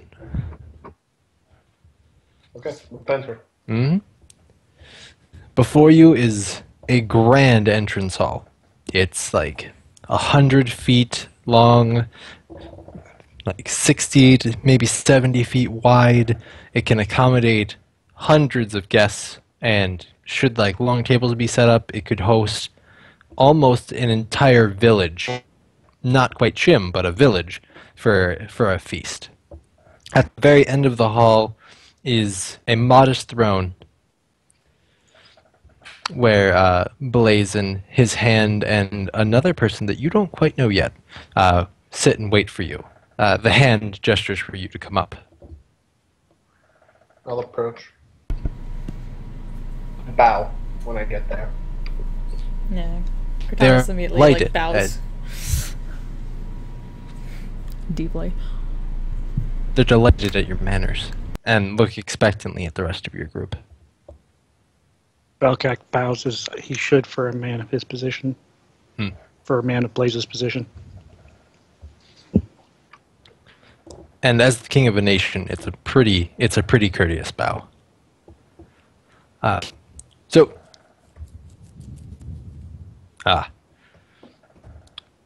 glad you're back. You guys are in the palace entry room and have just approached the king, where you're all doing pleasantries. Okay. So the hand talks to y'all. He goes, "That was a good show. I'm glad you were friends with all of the other finals. Well, I don't know you, but the rest of you, you all put up a great fight today. Now, as far as the pot goes, I suspect that wasn't as straightforward as a fight as that you may have wanted us to believe. But regardless of that, we have a special task for you." The king gestures for him to sit down. "I have a problem, and I'm interested for your help. It has to be kept quiet, you see. My son. He was on his way back from Ishkin, and he never made it. Now, I talked to some of my contacts over in Esven here, and they tell me that there have been abductions as of late, but I haven't been able to hear anything more specific.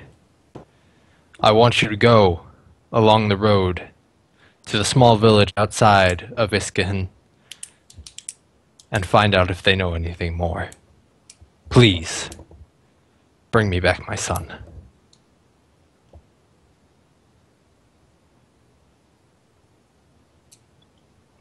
I am of a mind to do this for you. Good sir. I will bring back your son. Just real quick, where is this city? Oh, never mind. I just found it. Just up the Yeah, river. where is it? Upriver. That would be the Ooh, hey, normal there. way, probably. Yeah. Found it. Okay. Ooh, isn't that where we met, Fulgrim? Yes. Yeah, we've been there. Yes, we're familiar with the area. Also, technically in the next kingdom over. Yes. That's why he doesn't send his forces personally. He has no official sway there. Yeah. Fair enough. The hand started to explain to you all these things of why they're not going personally and why they held the tournament to find a good party to do this for them. They're glad they found you. And then finally, Go ahead. finally he gets to the nitty-gritty of it. He goes, should you return, the prince, there would be a hefty reward for you, as well as, of course, we'll provide transportation there. So, horses? My, better! We'll provide you a whole carriage. Not particularly useful that horse. Okay. Will we be able to requisition supplies for the journey? Yes, of course. We It'll be nothing too ostentatious. I understand we have to do this subtly, but yes, you can't quite boast your presence either while you're there, or that you're representing us officially. But we will provide for you what we can on the discreet methods, if you know what I mean. Of course.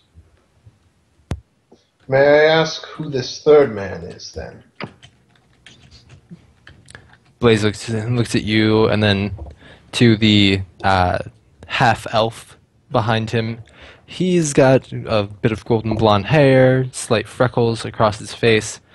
He looks maybe 30, but you know that half-elves' age is a deceiving thing to even get started with. Right. He's tall, but also muscular, not overly so. And he wears fine clothes and has accessories that are in good taste from head to toe. Blaze looks at him and says, "He's another one of my assistants. You don't need to know more." I'd like to use my divine sense. Mm-hmm.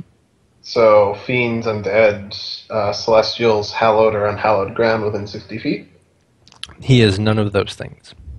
Okay. Are there any of them around? You don't sense any, no. Okay. Cool.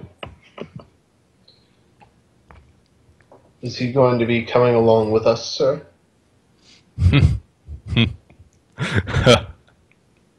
No. The other kingdoms know him as my ward. It would be unfitting for him to join. I see.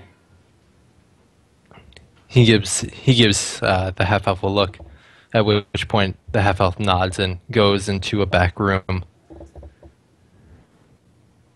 At which point he looks over to the hand and says, "Excuse us, please." The hand looks nervously at the king. "My lord, excuse us." At which point the hand goes, and as he goes, he tells all the guards to go as well. He gets up, and for the first real time you see him at his full stature, he is a monster of a man.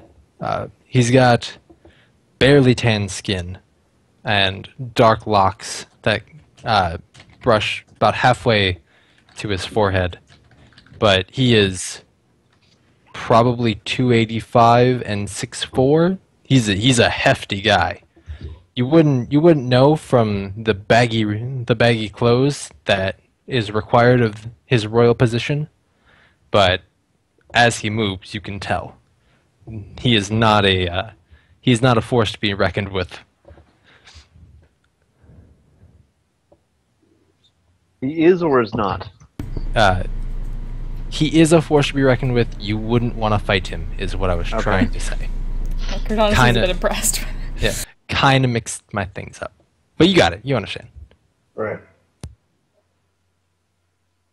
My lord, why have you sent everybody from this hall? There's more to this mission than I'm comfortable saying.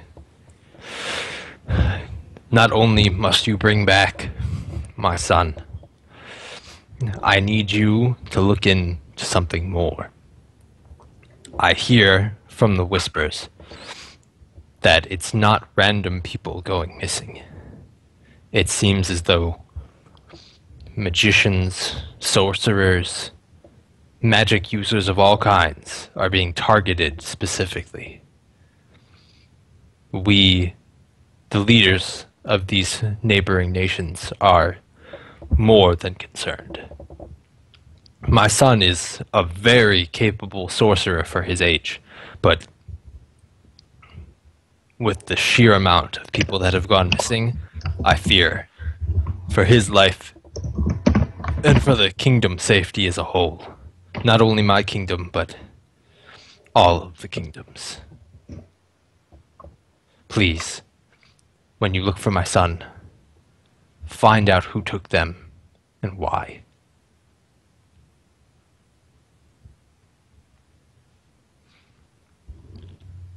We can do that, sir. I'll look at Falgrim as well. I'll give a quick nod. We can do that, sir. He whips out a scroll, and it's like barely the length of his hand. At which point, he scrawls a few things on it and then signs it, and then hands it off to Icus. Sorry. He hands it off to Icus and says, "This will take care of the supplies that you need. Go to any of the shops near the palace, and they'll be accommodating." Yes, sir. All right. Does anybody have any other questions for the king?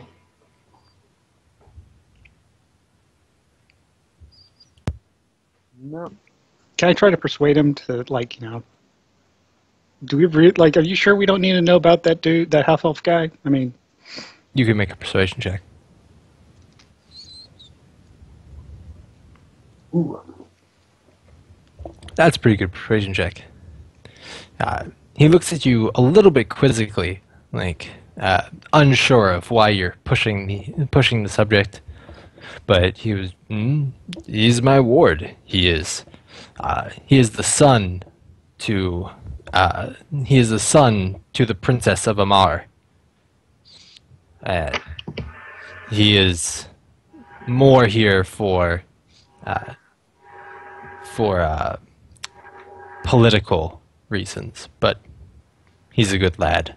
He learns well. He does work. Studies hard. I like him. where's Amar exactly? Amar is the capital of Esfenhir. It's okay. It's the nation directly to the south. Yeah. For this Overmountain Shem would be a really tiny thing. Are they taking any divine magic users or only arcane ones? I don't have specifics. Again, it's just what I've heard through the whispers, but it said those who dabble in the magics. That could be divine, I just don't know. Okay.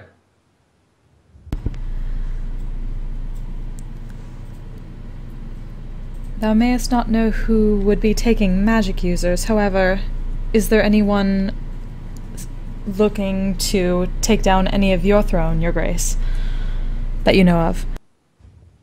You speak strangely. Where are you from?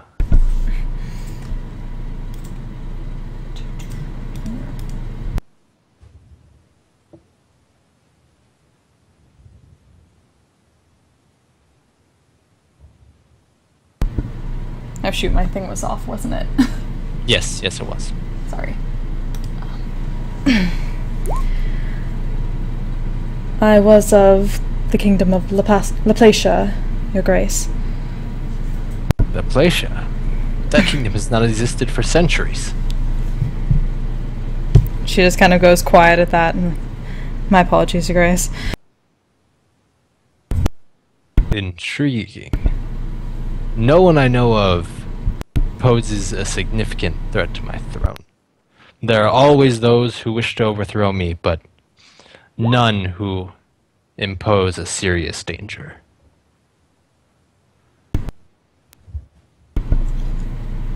Understood.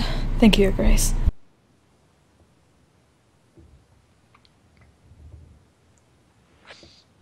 Is there anything else I can do for you? Not for me, sir. Well, I wish you the best of luck. Please, travel safe and be swift. And with that, he begins to walk away towards the same door that the half-elf walked in before. At which I'll point, bow to him and wait for a moment until he closes the door. when the door closes, the hand comes out, Damn. and he goes, "Now, I see you have the scroll that the king was supposed to give you. If there's anything else you need, don't come back here. Just, you keep the scroll.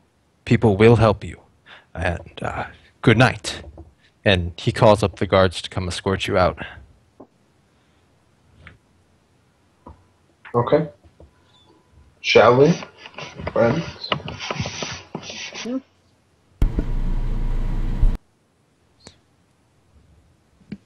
Yes, let's. Okay, let's go. Sure. Okie dokie. You exit the palace. It's past dusk. Most of the shops have closed up. The taverns and inns are, of course, still open. But, you know, you're not going to find a bread maker open right now. Right.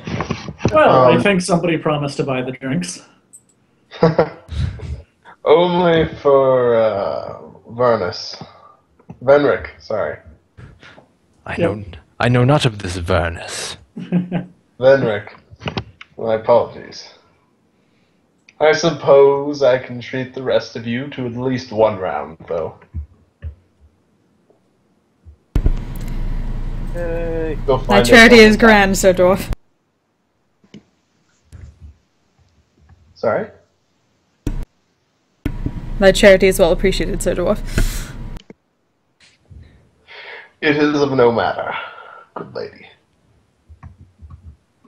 Do I know their names? Do we know each other's names right now? Yeah, we were on the caravan together. Yeah, you guys were in a caravan with one another. It passed through Isken, so it was at least like a fortnight of traveling together. So you probably would have gotten to know one another at least a little bit. Okay, sweet. Alrighty. Let's go find ourselves a tavern then, and I'll stand that round. Okay. Would you like to head north? Never eat soggy Wheaties. West or south? Just not that one we went to that was really dirty. Should remember the name of that one to avoid it. Also, as far as heading north, west, or south, I'm just going to say yes. Let's go west. Well, actually, now I'm thinking about we probably want to stick relatively close to the castle, right? Since we're going to be getting stuff from shops here later.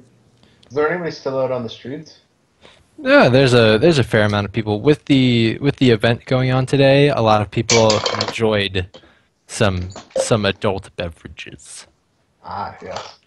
But one of the Cortanus, you know to avoid the black goat. Yeah, definitely not there. Yes. I'm going to flag one of them down and say, "Ho there!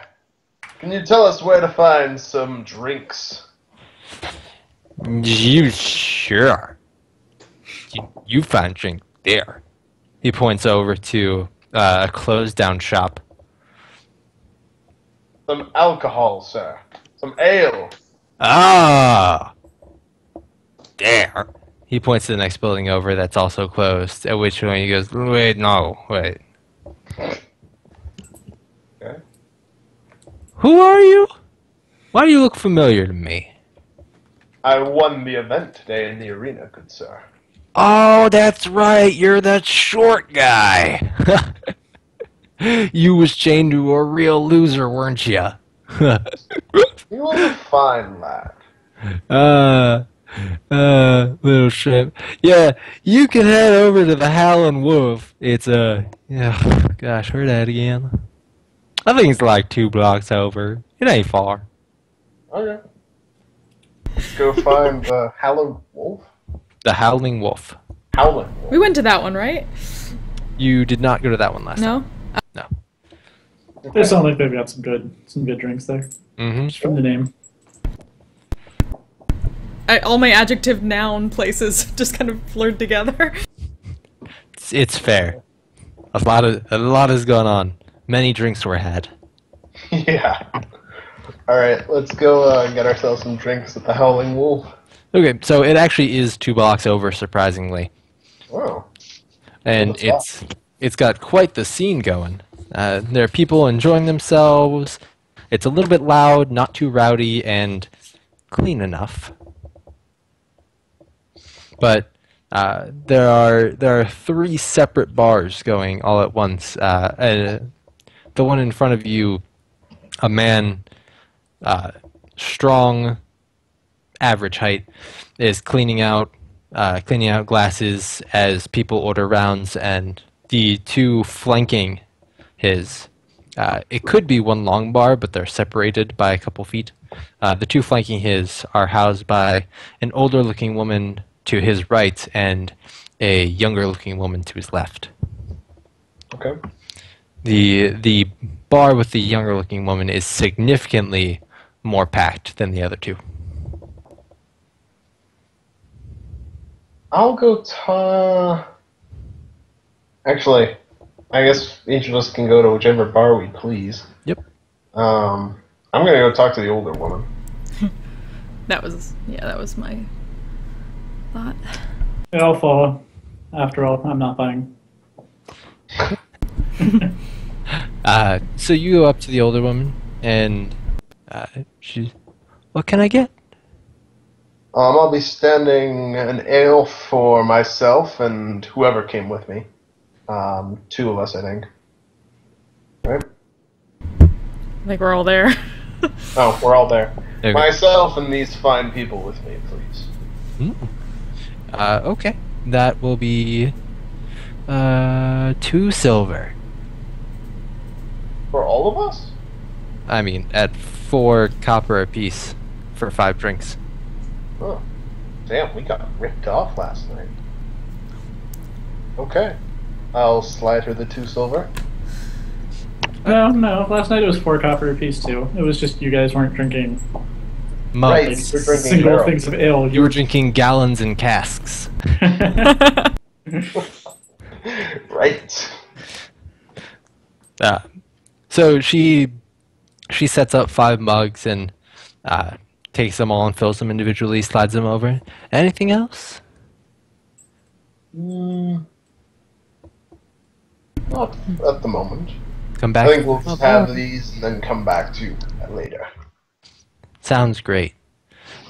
There are plenty of open seats. Not a lot next to each other, though there is 1 bench available that you guys could probably squeeze into. Okay.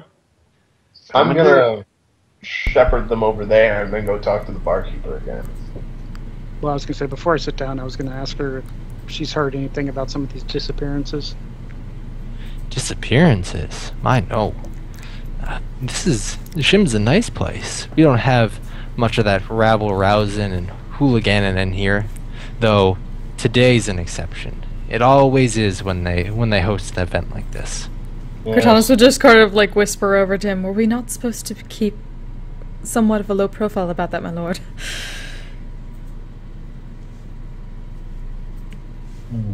Fair point, but they usually hear stuff, so sometimes it's worth asking.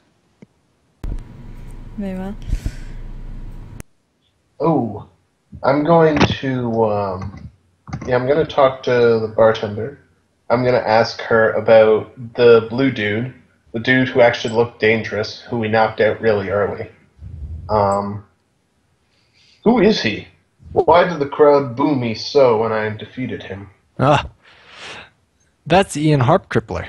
He is a young up-and-coming lad. He hopes to be a knight one day.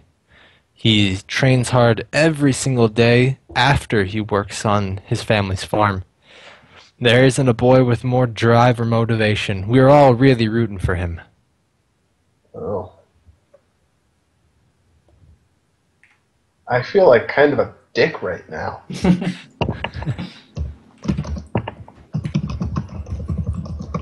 I see.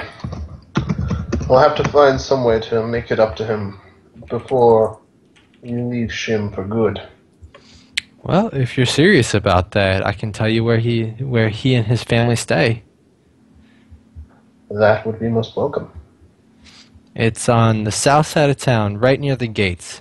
If you've been to the Golden Guzzle, you'll know it's right by there. Okay. Thank you very much.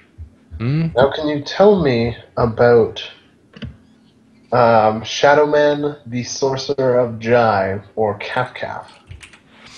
I don't know much more about the Shadow Man or Kaf other than what's on the wanted posters. But as for the Sorcerer of Jive, I hear he's got some real slick moves.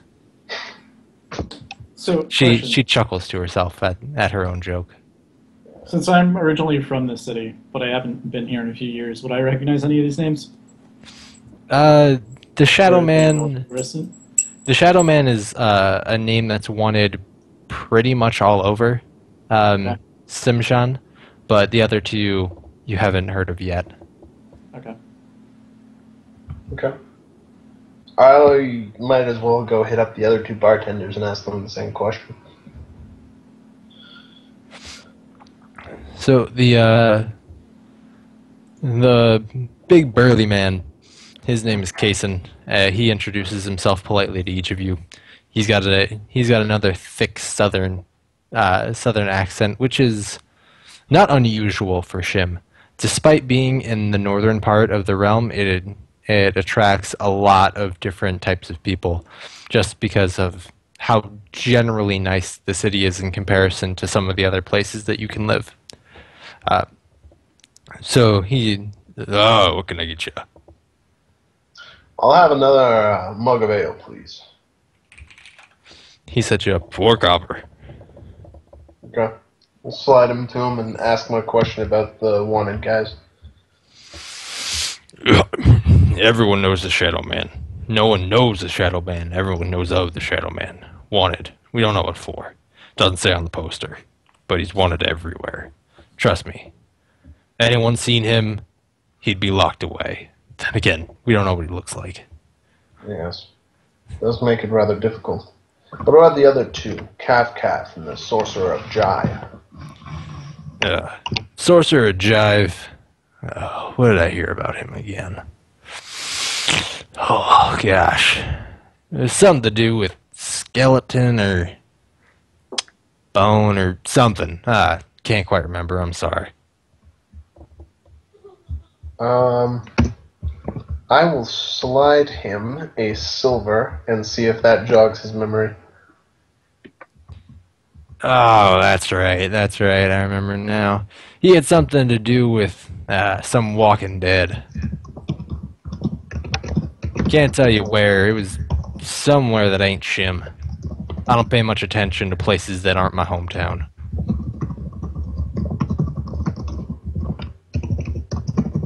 Thank you very much, good sir. You let me know if you need any more drink. Will do.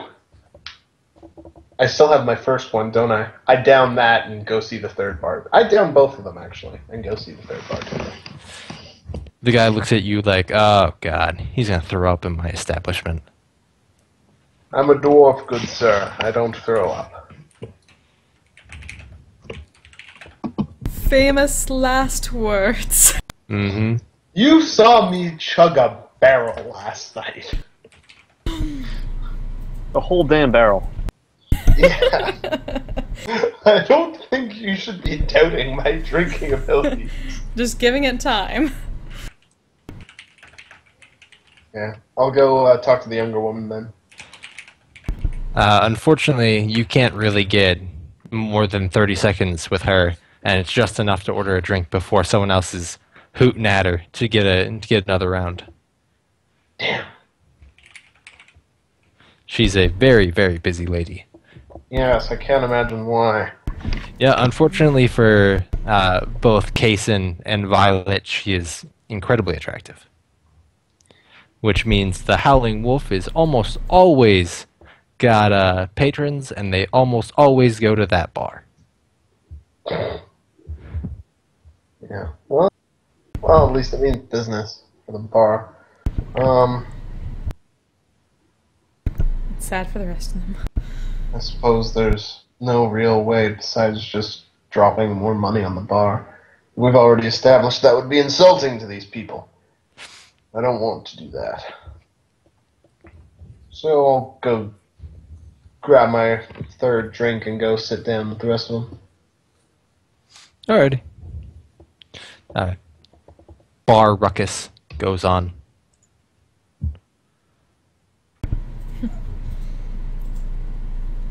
Feels strange sitting in just a random bar nowadays. After being with a noble for a while. This is also an inn near the palace, so it's a nice place. Right. Well, that's always good.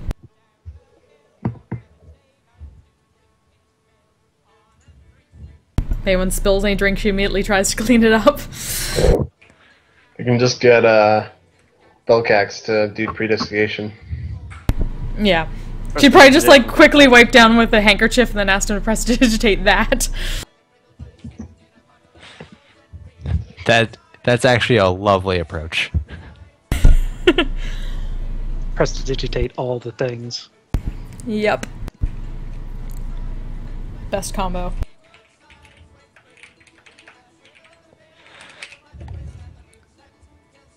So, is there anything you'd like to do? You guys only bought one room last night, right? At the other establishment. We had like 5, I think. Yeah, so it was like one for each person, but... One night of rooms. Yes. Oh, yeah.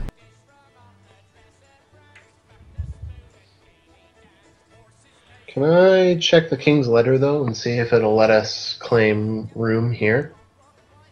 Yeah. As you open up the scroll, in common, kind of nicely written for a king who was rushed. You see that it says, "Emissary of Semshan,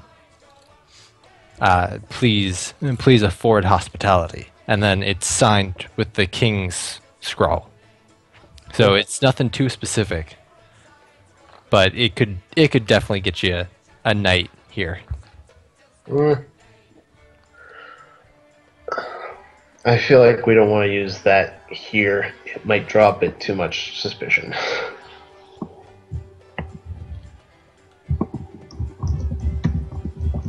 So, just go up and I'll buy my own room. I'm not standing all y'all rooms as well as beer. Bless you. Plus 2. Thank you. Okay, so you can afford yourself a room for the regular price. Yeah. Fulgrim, you still don't have money, right?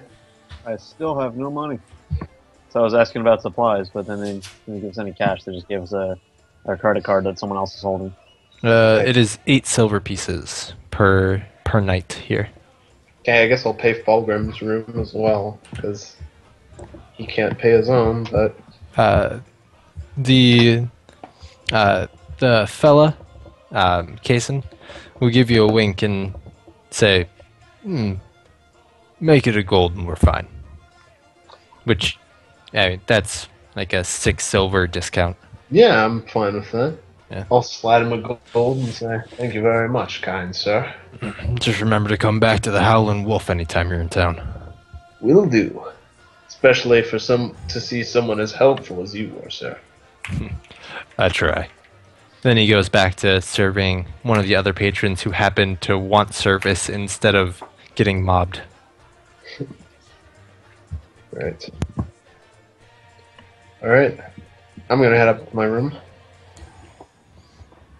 Yeah, I'll probably be relatively early this night. Well, Yeah, Cortana's will go get a it. room. She's only gonna get one this time. She's gonna like sleep at the foot because after hearing about like people going after magic users, it's being more diligent. He tells you 8 silver pieces if you want it. Yeah, she'll do that. So you slide over to the second one on the right, up the stairs. And Go then back and tell Belcax that everything's settled. I believe the only one without a room is Venric. Yeah, now I'll just get a room for myself. Okay. 8 silver pieces for you as well. Yep.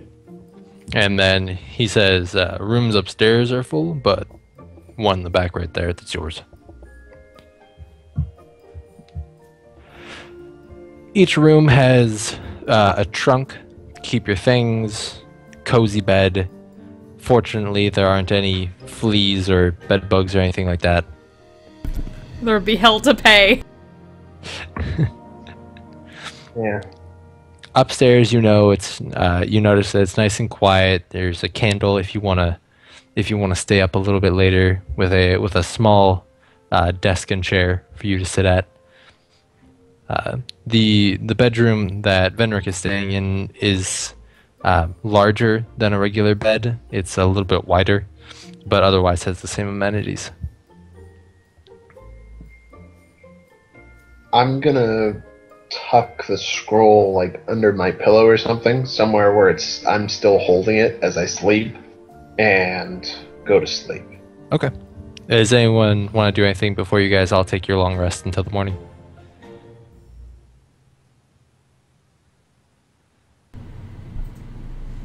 Only if Belcax wants to find any card games going on. Nah, ready to crash. All right, fair enough. So you all go to sleep. Hours go by. Morning comes, and you're all awakened by the smell of a strong cinnamon porridge and fresh eggs. How unusual and delightful. That smells delicious. I want me some of that. As you get Put on downstairs, my armor and wander downstairs. mm-hmm. When you get downstairs, there's like 3 or 4 other patrons that are there, and what this would usually cost you like 5 silver pieces. You see a small sign that says 1 plate, 2 silver. Wow. Okay.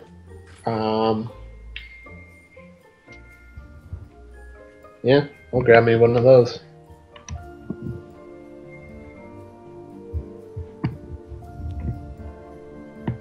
And is the attractive woman, is the younger woman here? Yeah, she's the one collecting the 2 silver at the plate station.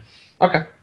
I'll go over, pay her my money, and ask her my question about introduce myself, and ask her my question about the people. The wanted guys. Alrighty. Unfortunately, she doesn't know any of them. She heard mention of the Shadow Man once, but she doesn't pay attention to all those politics. Fair enough. Wait, politics? Yeah, she's not the most educated person ever.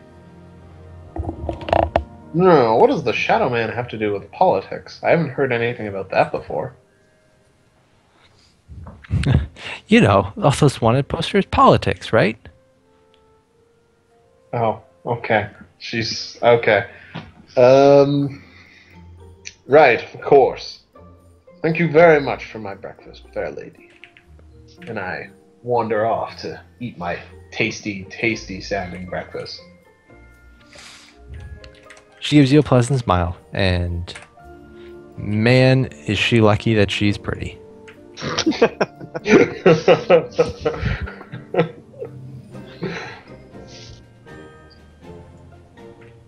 Yes.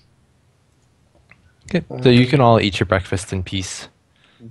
Relatively. I mean, Kurtanis is approached by one of the fellas who's still a little bit tipsy from last night and says, "Can I buy you a breakfast?" She just kind of blinks at him, then looks to Belcax. like, what's going on here? I don't know, can you?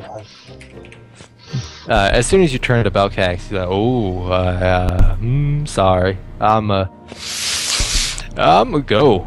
And he turns around and scuttles away. The people here are quite strange, my lord. She just kind of looks very oblivious to that.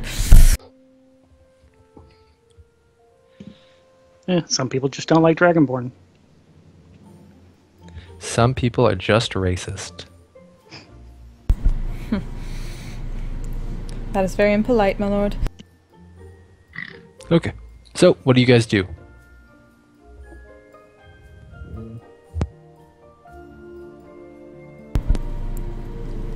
Gather food and eat. And then... Yeah.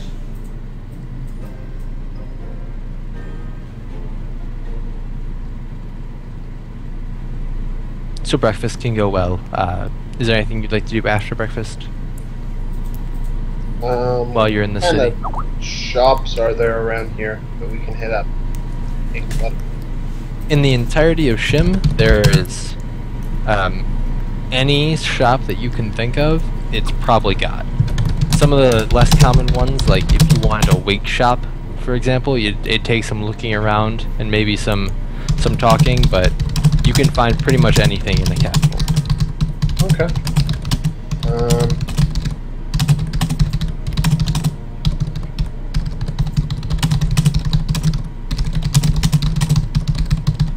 Does anybody need like weapons and stuff?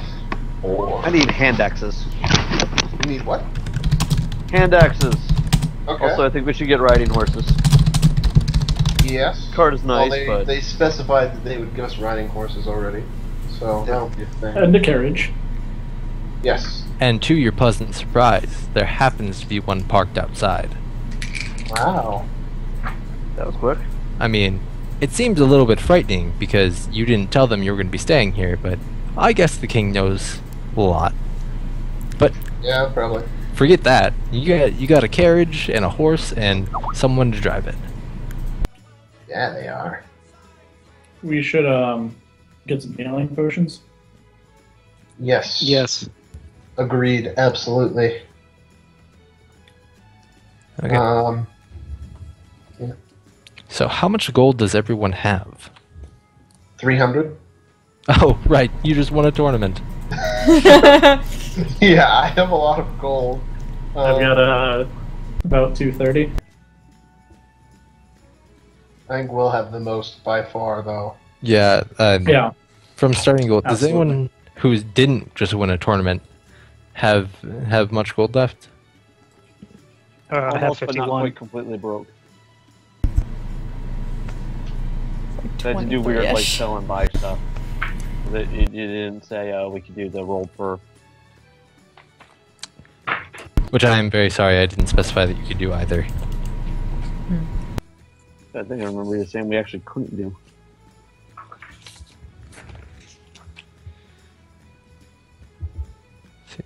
So if you guys want to go buy potions, they're 50 gold apiece.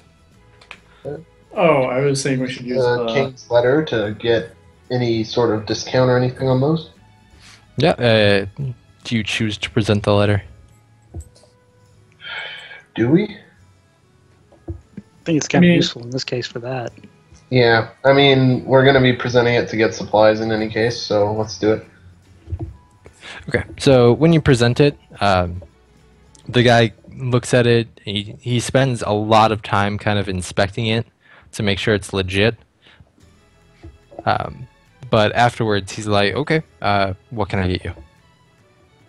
So this is the guy, or this is the guy that we want healing potions from, right? Yes. So you're in a general-ish store. They have a few weapons. They have potions of healing.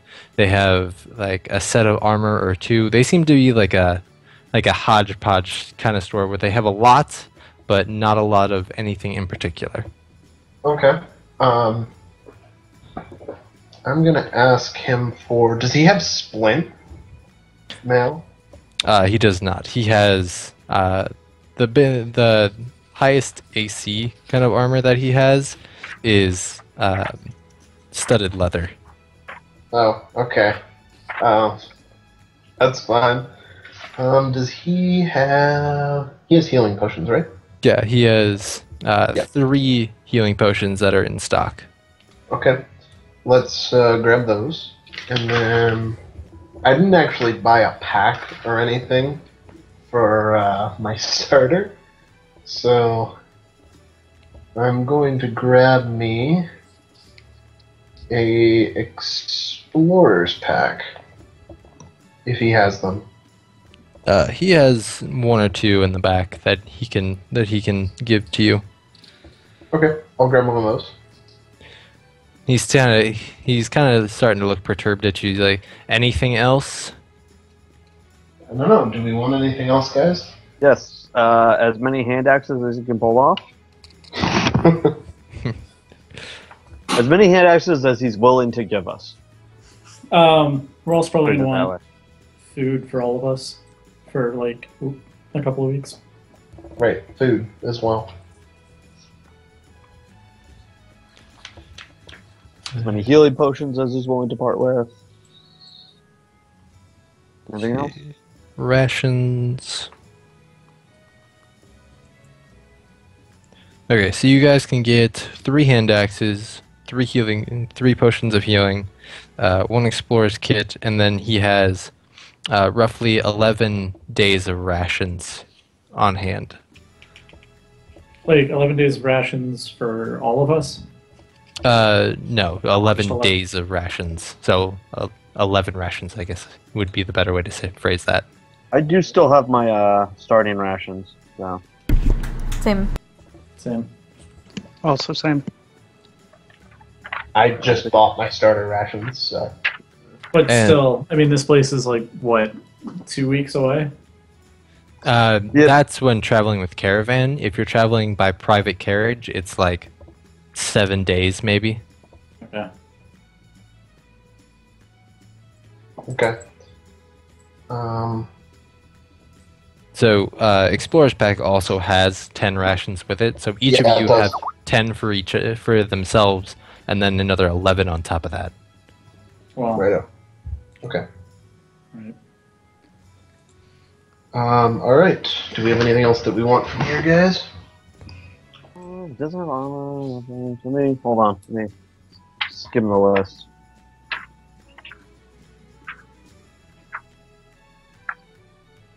No. So we need ammunition. I still have all my ammunition. I don't have anything that uses it.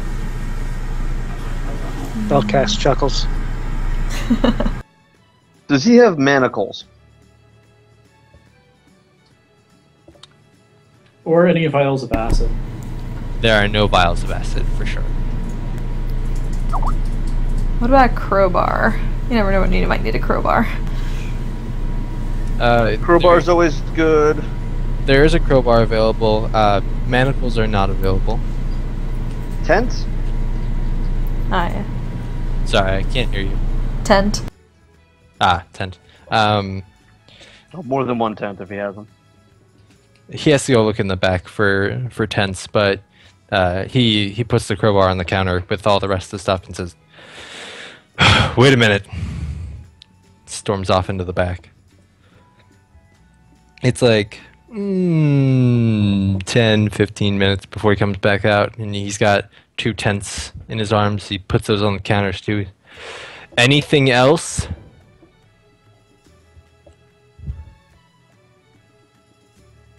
I'm good. Soap. He just kind of looks at you incredulously like, we ain't got no soap. Anything else? That'd be all for me, thank you, kind sir.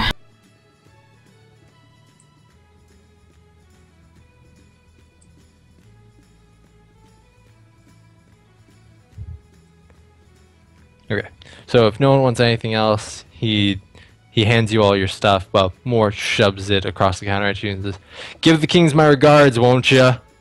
As he more or less tells you to leave the store. Most certainly. And she grabs what she can carry and heads out.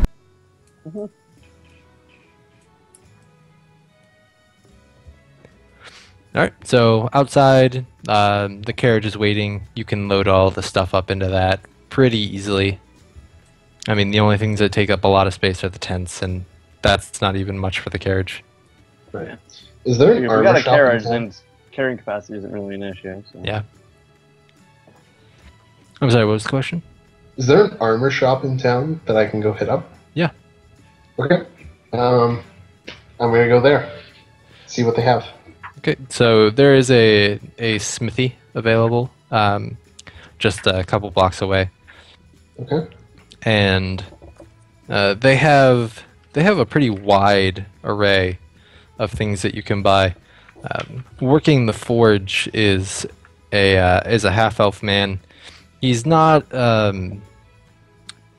pretty like most half elves. He's scarred up, and you can tell it's all from the labor of his love. But when you come in, he puts down what he was doing and says, "How can I help?" I'm looking for some heavier armor, good sir. Splint or plate if you have it. Mm-hmm. I'm not sure you could afford the plate, but I might have something splint. Let me see it. So he brings out some splint armor, and kind of gives you the once over. He's like, "You able to pay for this?" I just won the tournament in town, so. That don't mean shit to me. You able to pay for this? Yes. Let me see. I can show him the letter. I still have the letter. The merchant took the letter as show of purchase What the shit? instead of just getting robbed.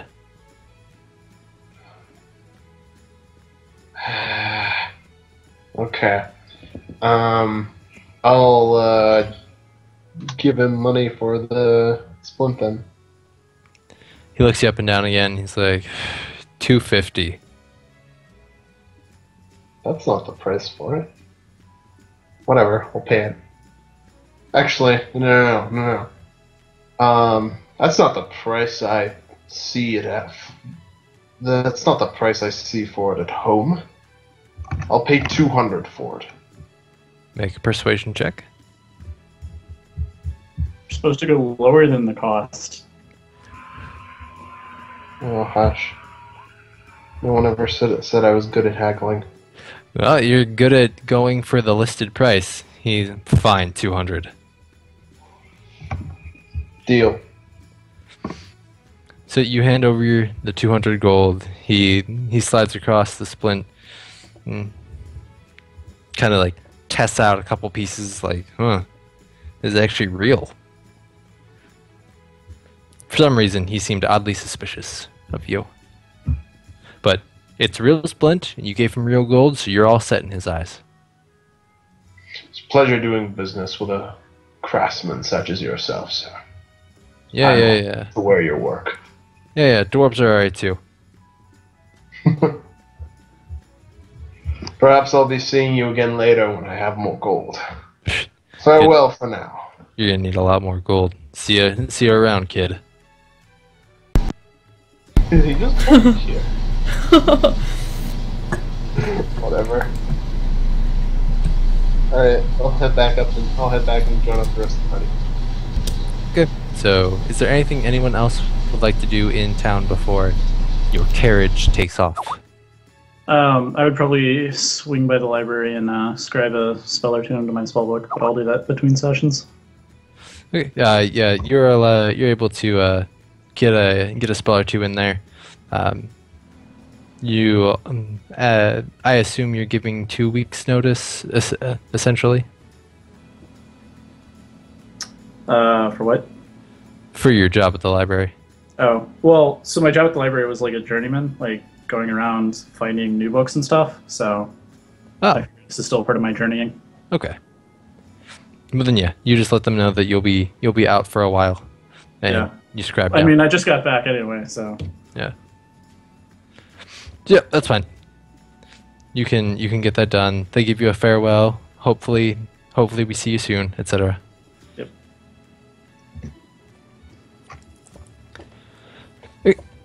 And anything else?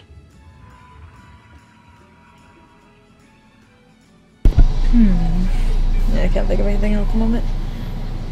All right. With that,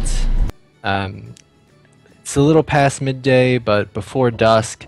You'd probably guess it's around 4 when you get started, and your carriage, your driver, and all of you take off towards Isken.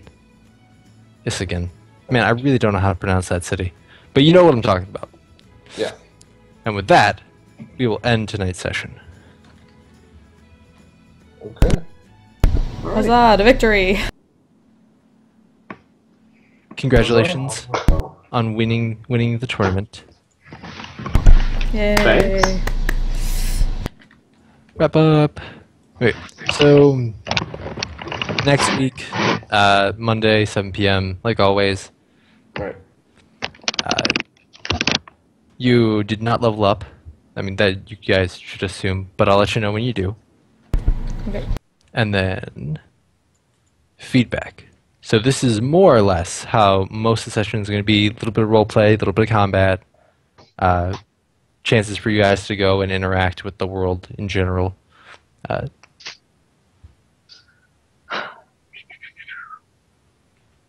was a good combat, nice and quick, Yeah. without being and changing up so it didn't get dull. That was good. Yeah, that was nice. Big fan. Anything you guys would want changed or improved? Just Or all the added? stuff that I need to improve, so. Yeah. Nothing I can think of offhand for adding. I didn't build a good city character, so. But that should become significantly less important right now. As you leave the city? Yeah. Yeah. Yeah. Mm,